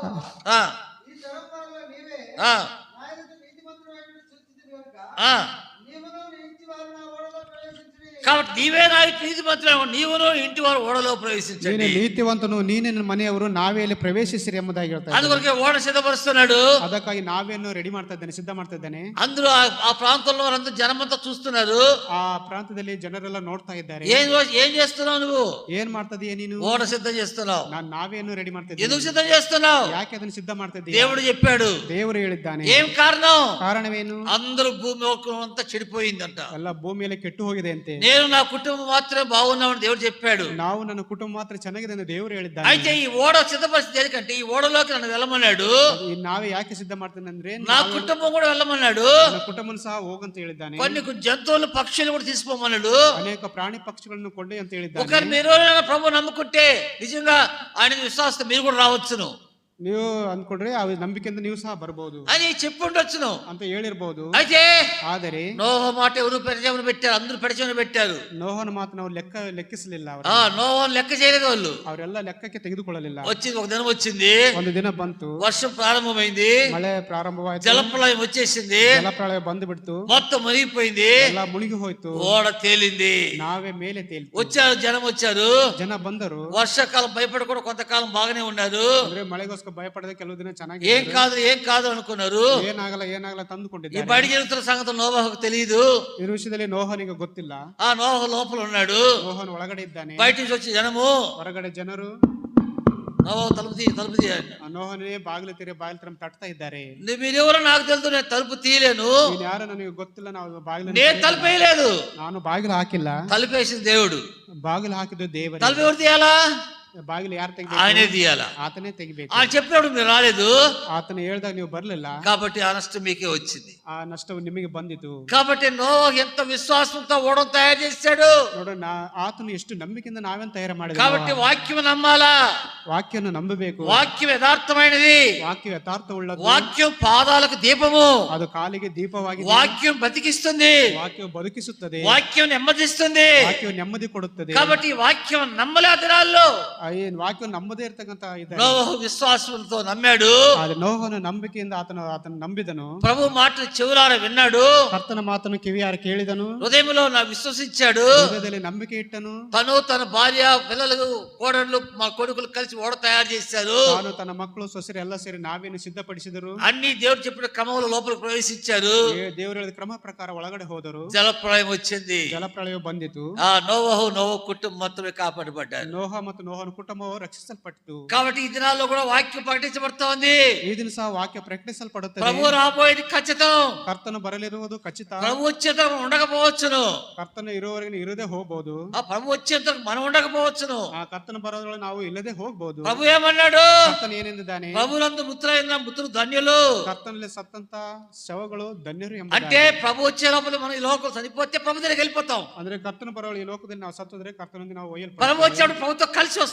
ಕರ್ತನೊಂದಿಗೆ ನಾವು ಸೇರಿ ಬರುತ್ತೇವೆ. నువ్వు నమ్మకపోతే, ನಂಬದೆ ಹೋದರೆ, నువ్వు మరణిస్తే ಸತ್ತೋದ್ರೆ ప్రభు వచ్చినప్పుడు కూడా కనబడ్డావు ప్రభుతో కూడా నువ్వు. ಆ ಕರ್ತನೊಂದಿಗೆ ನೀನು ಕಾಣೋದಿಲ್ಲ ಆತನ. ఎందుకంటే ಯಾಕಂತಂದ್ರೆ నువ్వు బతుకున్నప్పుడు నమ్మలేదు కాబట్టి, ನೀನು ಬದುಕಿದಾಗ ಆತನ ನಂಬಲಿಲ್ಲ ಕಾರಣ. నోవహు అదను చెప్తే ఆ జనాలు నమ్మలేదు కాబట్టి, ನೋಹನು ಹೇಳ್ದ ಆ ದಿನಗಳಲ್ಲಿ ಜನರು ఆ జనాలు నశించరు, ಆ ಜನಗಳು ನಶಿಸಿದರು. అట్లా నశించిపోతాం. ಆ ರೀತಿಯಲ್ಲಿ ನೀವು ನಶಿಸಿ ಹೋಗುತ್ತೀರಾ. అందువరకు ఎబ్రియ పత్రికలో ಎಬ್ರಿ ಬರೆದ ಪತ್ರಿಕೆಯಲ್ಲಿ 11వ అధ్యాయంలో 12ನೇ అధ్ಯಾಯದಲ್ಲಿ నోహను గురించి ఆయన మాట చూద్దాం. ನೋಹನ ಬಗ್ಗೆ ಕೆಲವು ಮಾತುಗಳನ್ನು ನಾವು నోహను ನೋಡೋಣ. గురించి ఒక మాట 7వ వచనం. 7ನೇ ವಚನವು, విశ్వాసం బట్టి నోవహు అది వరకు చూడని సంగతుల గురించి దేవుని చేత హెచ్చరింపబడి భయభక్తులు గలవాడే తన ఇంటి వారి రక్షణ కొరకు ఓడు సిద్ధం చేసాను. అందువలన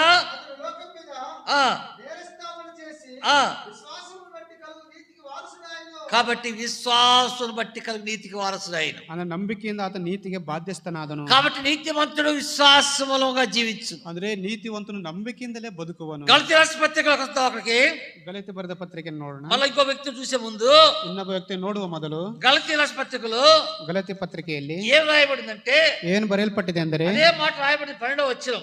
12వ ವಚನದಲ್ಲಿ ಅದೇ ಮಾತು ಬರೆಯಲ್ಪಟ್ಟಿದೆ. చదవండి. 11వ వచనం మధ్య చివరి భాగం. నీతిమంతుడు గలతీ 3వ అధ్యాయం 3వ అధ్యాయం చివరి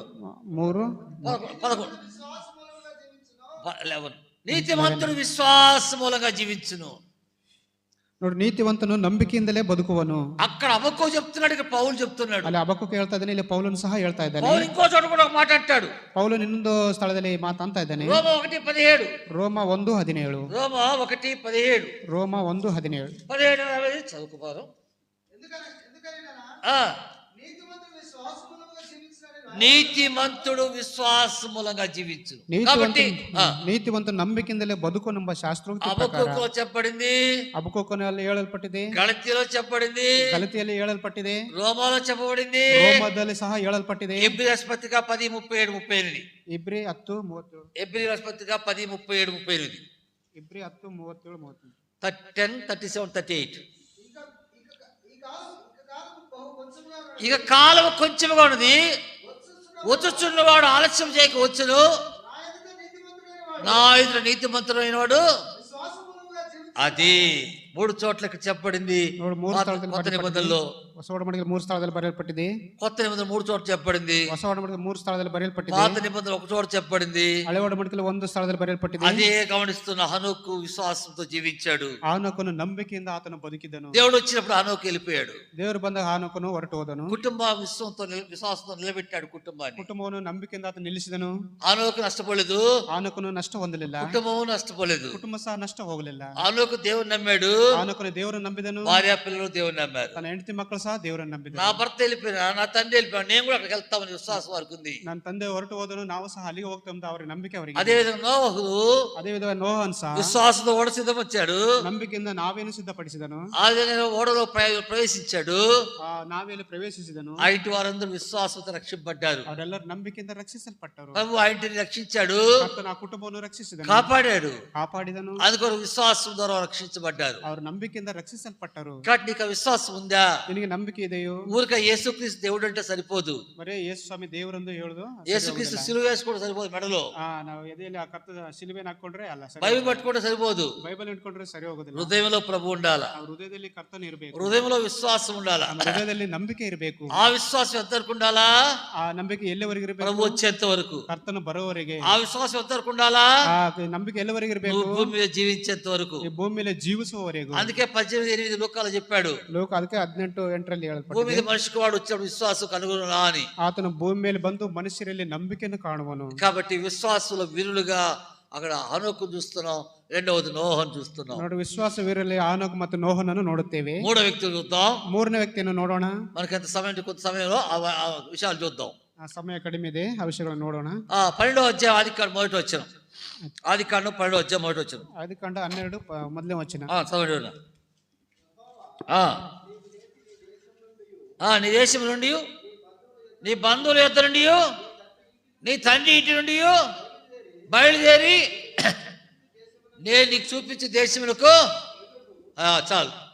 అబ్రహాంతో దేవుడు అంటున్నాడు, అబ్రహాముందు దేవుడు మాట్లాడుతాడు, ఓ అబ్రహాం, ఓ అబ్రాము, ఓ అబ్రహామనే, ఓ అబ్రాము, అబ్రామనే. అప్పుడు అబ్రాము పేరు, అబ్రామ్ ಅಂತ ಹೆಸರು. అబ్రహాం అని రాలి అప్పటికి, అబ్రామ్ ಇನ್ನ ಆಗಿಲ್ಲ. అబ్రాము, అబ్రహాం, నువ్వు లేచి ನೀನು ಎದ್ದು నీ బంధువుల దగ్గర నుండి, ನಿನ್ನ ಬಂಧು ಬಳಗದಿಂದ, నీ తండ్రి ఇంటి నుండి, ತಂದೆಯ ಮನೆಯಿಂದ నువ్వు లేచి వచ్చేయి. ನೀನು ಎದ್ದು ಬಂದು. చాలా మంది జీవితాల్లో ಬಹಳ ಜನ ಜೀವಿತದಲ್ಲಿ ప్రభు నమ్ముకుంటాం కానీ ಕರ್ತನ ನಂಬಿಕೊಳ್ತಾರೆ, సాక్షాత్తంగా ఉండం.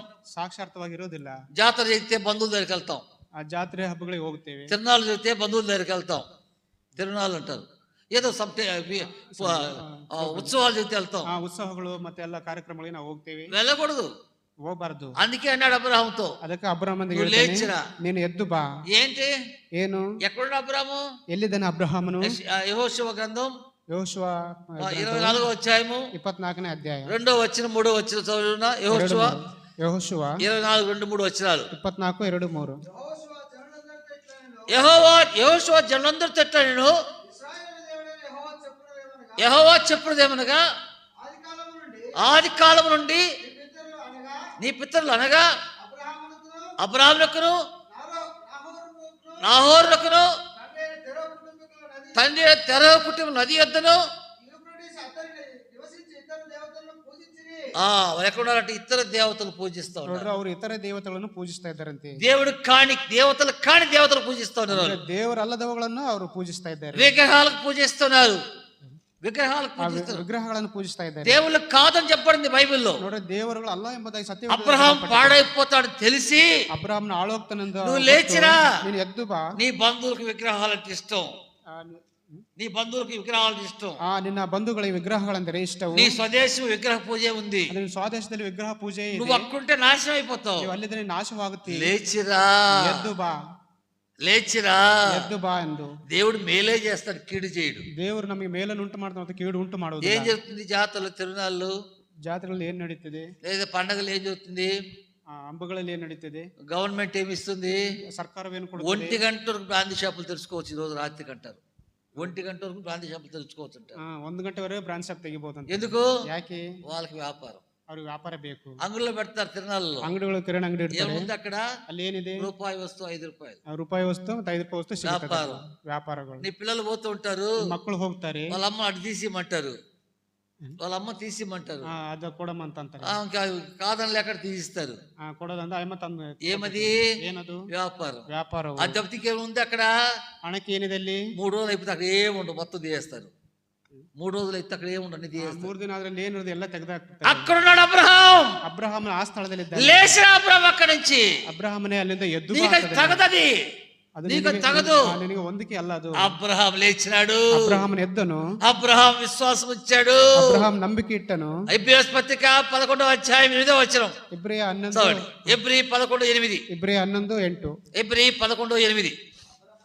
అబ్రహాము పిలువబడినప్పుడు విశ్వాసం బట్టి ఆ పిలుపులకు లోబడి తాను స్వాస్థ్యంగా పొందనైనా బయలు వెళ్ళను, ఎక్కడికి వెళ్ళవైనో ఎరుగక ఆపడు.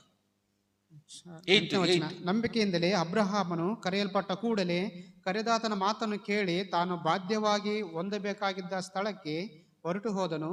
ತಾನು ಹೋಗಬೇಕಾದ ಸ್ಥಳವು ಯಾವುದೆಂದು ತಿಳಿಯದೆ ಹೊರಟನು. అబ్రహాం పిలిచినప్పుడు, ಅಬ್ರಹಾಮನನ್ನು ಕರೆದಾಗ ఎక్కడికి పోవాలో తెలియక ಎಲ್ಲಿ ಹೋಗ್ಬೇಕೋ ಗೊತ್ತಿಲ್ಲ, లేచిరా అంటూ వచ్చాడు. ಎದ್ದು ಬಾ ಅಂದ ತಕ್ಷಣ ಬಂದನು. నోవహును ఏమన్నారు వాళ్ళు? ನೋಹನ ಏನಂದ್ರು? ఏం చేస్తున్నావు నువ్వు? ಏನ್ ಮಾಡಕತ್ತೀಯ? ఓడ చేస్తున్నావు, ఎందుకు?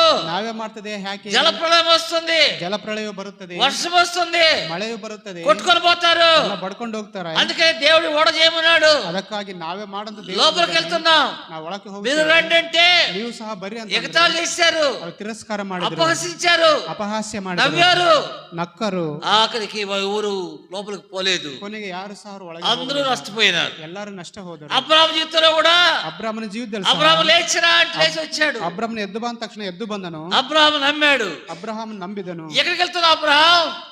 అబ్రహాం ఎక్కడికి వెళ్తున్నా అడిగారు ఊర్లో. ಅಬ್ರಾಮನ್ ಕೇಳಿದ ಎಲ್ಲಿಗೆ ಹೋಗ್ತೀಯ ಅಂತ ಅಲ್ಲಿ ಊರಲ್ಲಿ నాకు తెలియదు, ನನಗೆ ಗೊತ್ತಿಲ್ಲ ಎಂಬ. దేవుడు రమ్మన్నాడు, ದೇವರು ಬಾ ಅಂತ ಅಂದಿದ್ದಾನೆ. లేచి వెళ్తున్నా. ಎದ್ದು మరి ಬಂದಿದ್ದಾನೆ. పిచ్చోడా, ಅಯ್ಯೋ ಹುಚ್ಚನೆ, ఎక్కడికి పోతావు తెలుదా? ಎಲ್ಲಿಗೆ ಹೋಗ್ತಾ ಅಂತ ಗೊತ್ತಿಲ್ವೋ? నేను కాదు పిచ్చోడు, ನಾನೆಲ್ಲ ಹುಚ್ಚನು, మీరే పిచ్చోడు. ನೀವು ಹುಚ್ಚರು. దేవుడు రమ్మన్నాడు, ದೇವರು ಬಾ ಅಂತಿದ್ದಾನೆ. పోతున్నాడు లేచి. ಹೋಗ್ತಾ ಇದ್ದೆ. నేను లేచి వెళ్తే ನಾನು ಎದ್ದು ಹೋದರೆ 2-3 వచ్చారు. ఆదికాండం 2-3 వచ్చారు. ಆದಿಕಾಂಡ 2-3 వచ్చారు. ఆదికాండం 2-3 వచ్చారు. చదవండి రీడ్ ప్లీజ్. 12 12. 12, 2, 3. నేను గొప్ప జన్మగా చేసి నిన్ను ఆశీర్వదించి నీ నామమును గొప్ప చేయదును. నీవు ఆశీర్వాదం ముందు నేను ఆశీర్వదించు వారిని ఆశీర్వదించదును, నేను దూషించు వారిని శపించదును. 2 and 3 verses. ನಾನು ನಿನ್ನನ್ನು ದೊಡ್ಡ ಜನಾಂಗವಾಗುವಂತೆ ಮಾಡಿ ಆಶೀರ್ವದಿಸಿ ನಿನ್ನ ಹೆಸರನ್ನು ಪ್ರಖ್ಯಾತಿಗೆ ತರುವೆನು. ನೀನು ಆಶೀರ್ವಾದ ನಿಧಿಯಾಗಿರುವಿ. ನಿನ್ನನ್ನು ಅರಸುವವರನ್ನು ಅರಸುವೆನು, ನಿನ್ನನ್ನು ಶಪಿಸುವವರನ್ನು ಶಪಿಸುವೆನು. ನಿನ್ನ ಮೂಲಕ ಭೂಲೋಕದ ಎಲ್ಲಾ ಕುಲದವರಿಗೂ ಆಶೀರ್ವಾದ ಉಂಟಾಗುವುದು ಎಂದು ಹೇಳಿದನು. కాబట్టి చూస్తున్నాం, అబ్రహాము లేచి వచ్చిన తర్వాత 7 అంతల ఆశీర్వాదం అక్కడ ఉంది. ನೋಡ್ರಿ, ಅಬ್ರಹಾಮನು ಎದ್ದು ಬಂದಾಗ ಆತನಿಗೆ ಎಷ್ಟು 7ರಷ್ಟು ಆಶೀರ್ವಾದ ಇದೆ. అబ్రహాం అంటేనే విశ్వాసం లేనివాడు. ಅಬ್ರಹಾಮ್ ಅಂದ್ರೆ ನಂಬಿಕೆ ಉಳ್ಳವನು. అబ్రహాము దేవుని నమ్మెను, అది అతని నీతిగా ఎంచబడిన రాయబడింది. ಅಬ್ರಹಾಮ್ ದೇವರನ್ನು ನಂಬಿದನು, ಅದು ನೀತಿಯಾಗಿ ಎಣಿಸಲ್ಪಟ್ಟು. అబ్రహాము దేవుని నమ్మెను, దేవునికి స్నేహితుడైనాడు. ಅಬ್ರಹಾಮ್ ದೇವರನ್ನು ನಂಬಿದನು, ಆತನು ದೇವರಿಗೆ ಸ್ನೇಹಿತನಾದ. అబ్రహాము దేవుని నమ్మినాడు, విశ్వాసం తండ్రి అయినాడు. ಅಬ್ರಹಾಮ್ ದೇವರನ್ನು ನಂಬಿದನು, ಆತನು ನಂಬಿಕೆ ತಂದೆಯಾದನು. అవునా కదా? ಹೌದಲ್ವೋ? వాక్యమే ఉంది, ವಾಕ್ಯದಲ್ಲಿ ಇದೆ. నేను చూపిస్తే టైం అయిపోతే చెప్పడం లేదు. ಟೈಮ್ ಇಲ್ಲ ತೋರಿಸಲಿಕ್ಕೆ. బైబిల్లో 3 చోట్ల అబ్రహాము దేవునికి స్నేహితుడు అనే మాట ఉంది. ಅಂದ್ರೆ సత్యవేదದಲ್ಲಿ 3 ಸ್ಥಳದಲ್ಲಿ ಅಬ್ರಹಾಮ್ ದೇವರ ಸ್ನೇಹಿತನು ಎಂಬುದಾಗಿದೆ. యాకోబు పత్రిక 2వ అధ్యాయంలో అబ్రహాము దేవుని నమ్మినని మాట రాయబడింది. ಯಾಕೋಬ 2ರಲ್ಲಿ ದೇವರು ಅಂದ್ರೆ ಅಬ್ರಹಾಮ್ ದೇವರು ನಂಬಿದನು ಎಂಬುದಾಗಿ ಬರೆದಿದೆ. యాకోబు పత్రిక 2వ అధ్యాయం, ಯಾಕೋಬ ಪತ್ರಿಕೆ 2ನೇ ಅಧ್ಯಾಯ 21వ వచనం. చదువు. కాదు, 23వ వచనం. 23. 23. కాబట్టి అబ్రహాం దేవుని నమ్మెను. 23. చాలు. అబ్రహాము దేవుని నమ్మెను, అది అతనికి నీతిగా ఎంచబడెను. ಅಬ್ರಾಮ್ ದೇವರನ್ನು ನಂಬಿದನು, ಅದು ಅವನಿಗೆ ನೀತಿಯಾಗಿ ಎಣಿಸಲ್ಪಟ್ಟಿತು. ఎట్టొచ్చింది నీతి? ಎಲ್ಲಿ ಬಂತು ನೀತಿ? ఆయన నమ్మినాడు కాబట్టి. ಆತ ನಂಬಿದರ ಮೂಲಕವಾಗಿ. నమ్మడం అంటే ನಂಬಿಕೆ ಅಂದರೆ విశ్వాసం, ನಂಬುವುದಂದ್ರೆ ನಂಬಿಕೆ, ವಿಶ್ವಾಸವು. Belief are faith. ನಂಬಿಕೆ అదే విశ్వాసము లేదా ನಂಬೋದೇ ನಂಬಿಕೆ. కాబట్టి అబ్రహాం దేవుని నమ్మాడు కాబట్టి నీతిగా ఎంచబడ్డాడు. ಅಂದ್ರೆ ಅಬ್ರಾಮ್ ದೇವರನ್ನು ನಂಬಿದನು, ಆತ ನೀತಿವಂತನಾಗಿ ಎಣಿಸಲ್ಪಟ್ಟನು. ఇప్పుడు కంటిన్యూ చేయి. ಕಂಟಿನ್ಯೂ ಮಾಡೋಣ. దేవునికి స్నేహితుడైన అతనికి పేరు కలిగిన. ఎవరైనా అంట దేవునికి స్నేహితుడైన, ಆತನ ದೇವರಿಗೆ ಸ್ನೇಹಿತನಾದನೆಂಬುದಾಗಿ. అబ్రహాం ఎవరంటే దేవునికి స్నేహితుడైన. ಅಬ್ರಾಮನು ಯಾರಂದ್ರೆ ದೇವರ ಸ್ನೇಹಿತನು. కాబట్టి మొదట అబ్రహాం దేవుని నమ్మినాడు కాబట్టి నీతిగా ఉంది. ಮೊದಲದಾಗಿ ಅಬ್ರಾಮ್ ದೇವರ ನಂಬಿದ್ರೆ ಆತ ನೀತಿವಂತನಾದನು. రెండవది అబ్రహాం దేవునికి స్నేహితుడైనాడు. ನಂತರ ಅಬ್ರಾಹ್ಮನಿಗೆ ತಾನು ಅಲ್ಲ ದೇವರಿಗೆ ಅಬ್ರಾಹ್ಮನ ಗೆಳೆಯನಾದನು. ఆ మాట 3 చోట్ల రాయబడింది. ಆ ಮಾತು 3 ಸ್ಥಳದಲ್ಲಿ ಬರೆಯಲ್ಪಟ್ಟಿದೆ. రెండవ దినవృత్తాంతం 20:7 కూడా ఉంది ఆ మాట. Second Chronicles chapter 20:7. 20-27 ಎರಡನೇ ಪೂರ್ವ ವೃತ್ತಾಂತ ಕಾಲದಲ್ಲಿ. రెండో దినవృత్తాంతములు ಎರಡನೇ ಪೂರ್ವ ವೃತ್ತಾಂತ ಕಾಲ 20:7. 20ನೇ ಅಧ್ಯಾಯ 7. చదువు 27.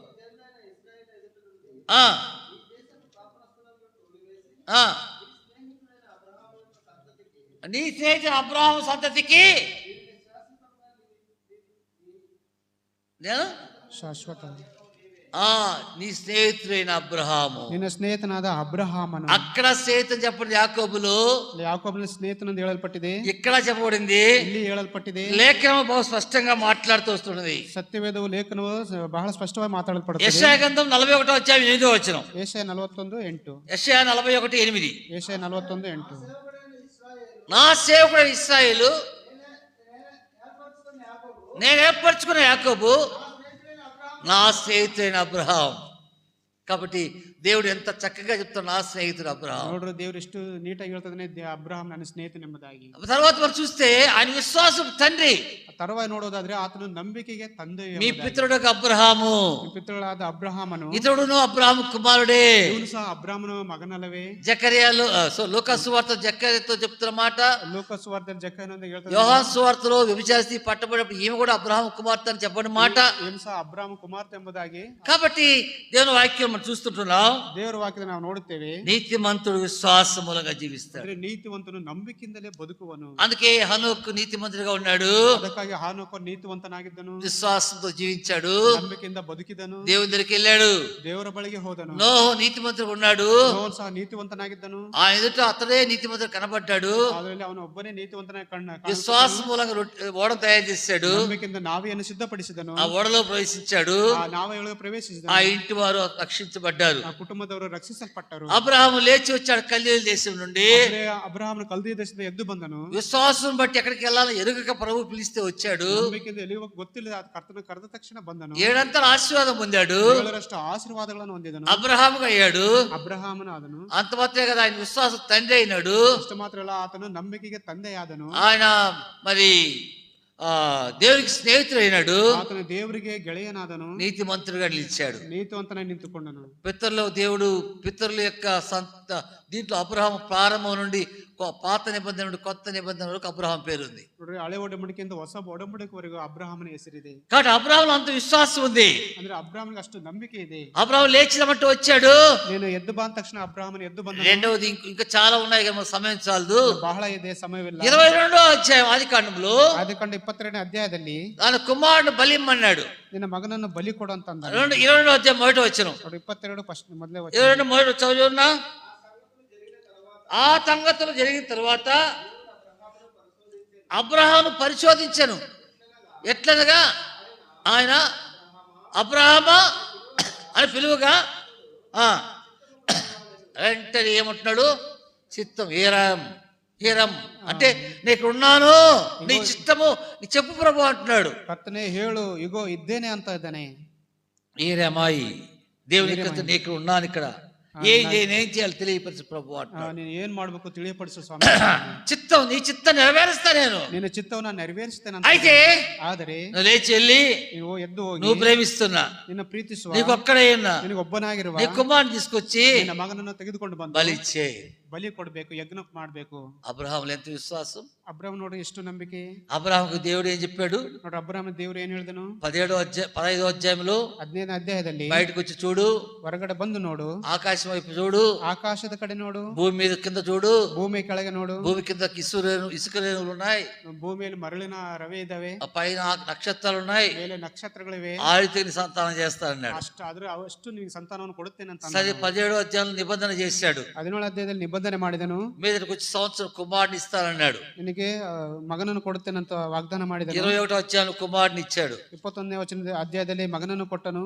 ఆ దేవుని వాగ్దానం నమ్మాడు ఆయన. ದೇವರ ವಾಗ್ದಾನವನ್ನು ತಾನು ನಂಬಿದನು. కుమారుని బలిమన్నప్పుడు ಮಗನನ್ನು ಯಜ್ಞ ಮಾಡು ಅಂತ ಅಂದಾಗ దేవుడికి లేని బాధ నాకెందుకు అనుకున్నాడు. ದೇವರಿಗಿಲ್ಲದ ಬಾಧೆ ನನಗೆ ಯಾಕೆ ಅಂತ నేను అడక్కుని ఆయన ఇచ్చాడు. ಆತನು ಕೇಳಿದಾಗ ಆತನು ಕೊಟ್ಟನು. ఆయన ఇచ్చిన కుమారుడివి, ಆತನು ಕೊಟ್ಟ ಮಗನೇ ఆయనకే ఇస్తా. ಆತನಿಗೆ ಕೊಡುತ್ತೇನೆ. ఎప్పుడు ఒక తీర్మానం రావాలి మనం. ಯಾವಾಗ ಒಂದು ತೀರ್ಮಾನಕ್ಕೆ ನಾವು అన్నాకు కూడా బిడ్డలు పుట్టకున్నప్పుడు ಅನ್ನ ಸಹ మಕ್ಕಳು ಹುಟ್ಟದೇ ఇದ್ದಾಗ బిడ్డలు కావాలని అడిగింది కానీ మಕ್ಕಳು ಬೇಕಂತ ಕೇಳಿ తన ఒక తీర్మానం చేసుకున్నప్పుడు దేవుడు ఇచ్చాడు. ತಾನೊಂದು ತೀರ್ಮಾನ ಮಾಡಿಕೊಂಡಾಗ ದೇವರು నాకు ఇస్తే ఆ బిడ్డను, ఆ మగನನ್ನು ನನಗೆ ಕೊಟ್ಟರೆ నేను ఎవరికి ఇస్తా?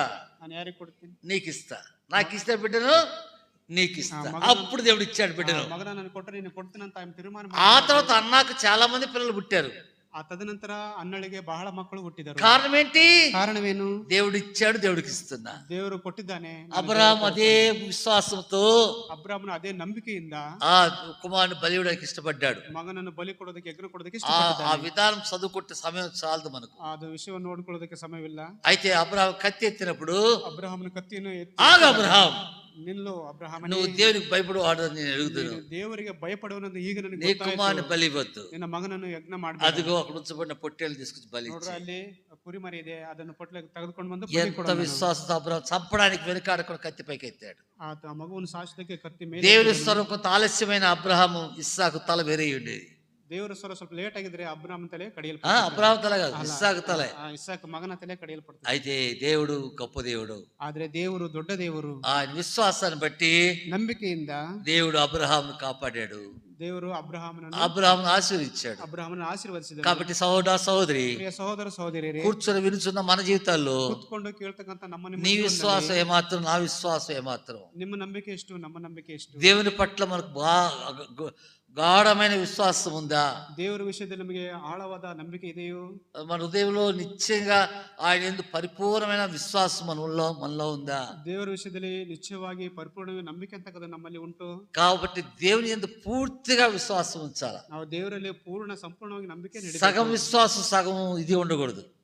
ಅರ್ಧ ನಂಬಿಕೆ ನಮ್ಮಲ್ಲಿ ಇರಬಾರದು. అందుకే ప్రకటనలో ఒక మాట అన్నాడు. ಅದರ ಪ್ರಕಟಣೆ ಮಾತು ಅಂದಿದ್ದಾನೆ. ఏమన్నాడంటే, ಏನಂದ್ರೆ, నువ్వు వెచ్చగానైనా లేదు, ನೀನು ಬಿಸಿಯನ್ನಿಲ್ಲ, నులివెచ్చగా కూడా చల్లగానైనా లేదు, ತಣ್ಣಗನ್ನ ಇಲ್ಲ, నువ్వు నులివెచ్చగా ఉన్నావు. ನೀನು ಉಗುರು ಬೆಚ್ಚಗಿದ್ದೀಯಾ అంటే నువ్వు వేడిగా లేదు, చల్లగా లేదు, ನೀನು ಬಿಸಿಯನ್ನ ಇಲ್ಲ, ತಣ್ಣಗನ್ನ ಇಲ್ಲ, నులివెచ్చగా ఉన్నావు. ಉಗುರು ಬೆಚ್ಚಗಿದೆಯಾ అంటే గోడ మీద పిల్లిలాగా ఉన్నావు. గోడ మీద పిల్లిలాగా, ಗೋಡೆ ಮೇಲೆ ಇರ್ತಕ್ಕಂತ ನೀವು ಬೆಕ್ಕಿನ ಹಾಗಿದೆಯಾ. ఈ పక్క బంధువులు పిలిస్తే దూకుతావు, ಈ ಕಡೆ ಬಂದ್ರೆ ಈ ಕಡೆ ಆಗಿರ್ತೀಯ. బంధువులు పిలిస్తే ఈ పక్క దూకుతావు, ಬಂಧುಗಳು ಅಂದ್ರೆ ಈ ಕಡೆ ಆಗಿರ್ತೀಯ. సేవకులు పిలిస్తే ఈ పక్క వస్తావు. ಸೇವಕರು ಕರೆದ್ರೆ ಈ ಕಡೆ ಆಗಿರ್ತೀಯ. ఒక చోట తీర్మానం చేసుకో. ಒಂದು ಕಡೆ ನೀವು ತೀರ್ಮಾನ ಮಾಡಿ. పై నుంచి దేవుడు చూస్తున్నాడు, ಮೇಲಿಂದ ದೇವರು ನೋಡುತ್ತಾನೆ. నువ్వు ఏ క్రమంలో ఉన్నావు, ఏ క్రమంలో ఉన్నావు, ಯಾವ ಕ್ರಮದಲ್ಲಿ ನೀನಿದೆಯಾ, ఏ పద్ధతిలో ಯಾವ ఉన్నావు. ಪದ್ಧತಿಗಳಲ್ಲಿ ನೀನಿದೆಯಾ. అబ్రహాం కావాల్సిన బహుమానాలు కావాలా? ಅಬ್ರಹಾಂ ಬೇಕಾದ ಬಹುಮಾನಗಳು ನಿನಗೆ ಬೇಕು. నీలో విశ్వాసం ఉండాలి, నిన్ನಲ್ಲಿ ನಂಬಿಕೆ ಇರಬೇಕು. నోవహు కుటుంబాన్ని కాపాడినట్టు, రక్షణ పొందినట్లుగా ఆ కుటుంబంకి ఇచ్చిన ఆత్మీయమైన ఆశీర్వాదం నీకు కావాలా? నువ్వు విశ్వాసం ఉంచాలి. ನೋಹನು ಕೊಟ್ಟ ಆಶೀರ್ವಾದ ಮತ್ತೆ ರಕ್ಷಣೆ ಅಂತಕ್ಕದ್ದು ನಿಮ್ಮ ಕುಟುಂಬಕ್ಕೆ ಬೇಕು. ಆದ್ರೆ ನೀನು ನಂಬಿಕೆ ಇಡಬೇಕು. ఆనోక లేకపోయినా ఆనోక కుటుంబాన్ని బిడ్డలకు కాపాడిన దేవుడు నీ కుటుంబాన్ని కాపాడాలనుకుంటున్నావా? ಆನೋಕ ಮಕ್ಕಳ ತನ್ನ ಕುಟುಂಬನ ಕಾಪಾಡಿದ ದೇವರು ನಿನ್ನ ಕುಟುಂಬನ ಕಾಪಾಡೋದಿಲ್ವೋ? నువ్వు విశ్వాసం కలిగి ఉండాలి. ಆದ್ರೆ ನೀನು ನಂಬಿಕೆ ಉಳ್ಳವರಾಗಿರ್ಬೇಕು. 4వ చూద్దాం, 3 చూసాము, 4 చూస్తాం, ఇంకోటి చూద్దాం. ಇನ್ನೊಂದು ನಾವು ನೋಡೋಣ. దానియేలు గ్రంథం, ದಾನಿಯೇಲ್ ಗ್ರಂಥವು, దానియేలు గ్రంథం ದಾನಿಯೇಲ್ 3వ అధ్యాయం అనుకుంటాను. 3ನೇ ಅಧ್ಯಾಯ. దానియేలు గ్రంథం 3వ అధ్యాయం. హెజ్కేలు పక్కన ఉంటుంది దానియేలు. ಎಸ್ಕೇಲ್ ಪಕ್ಕ ಇರುತ್ತದೆ.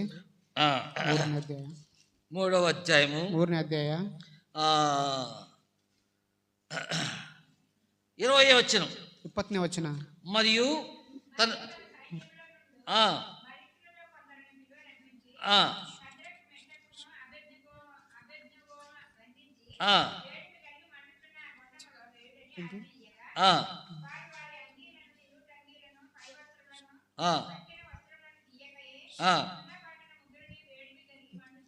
ఆ,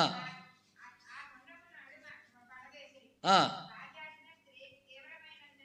ఆ, ఆ, ఆ,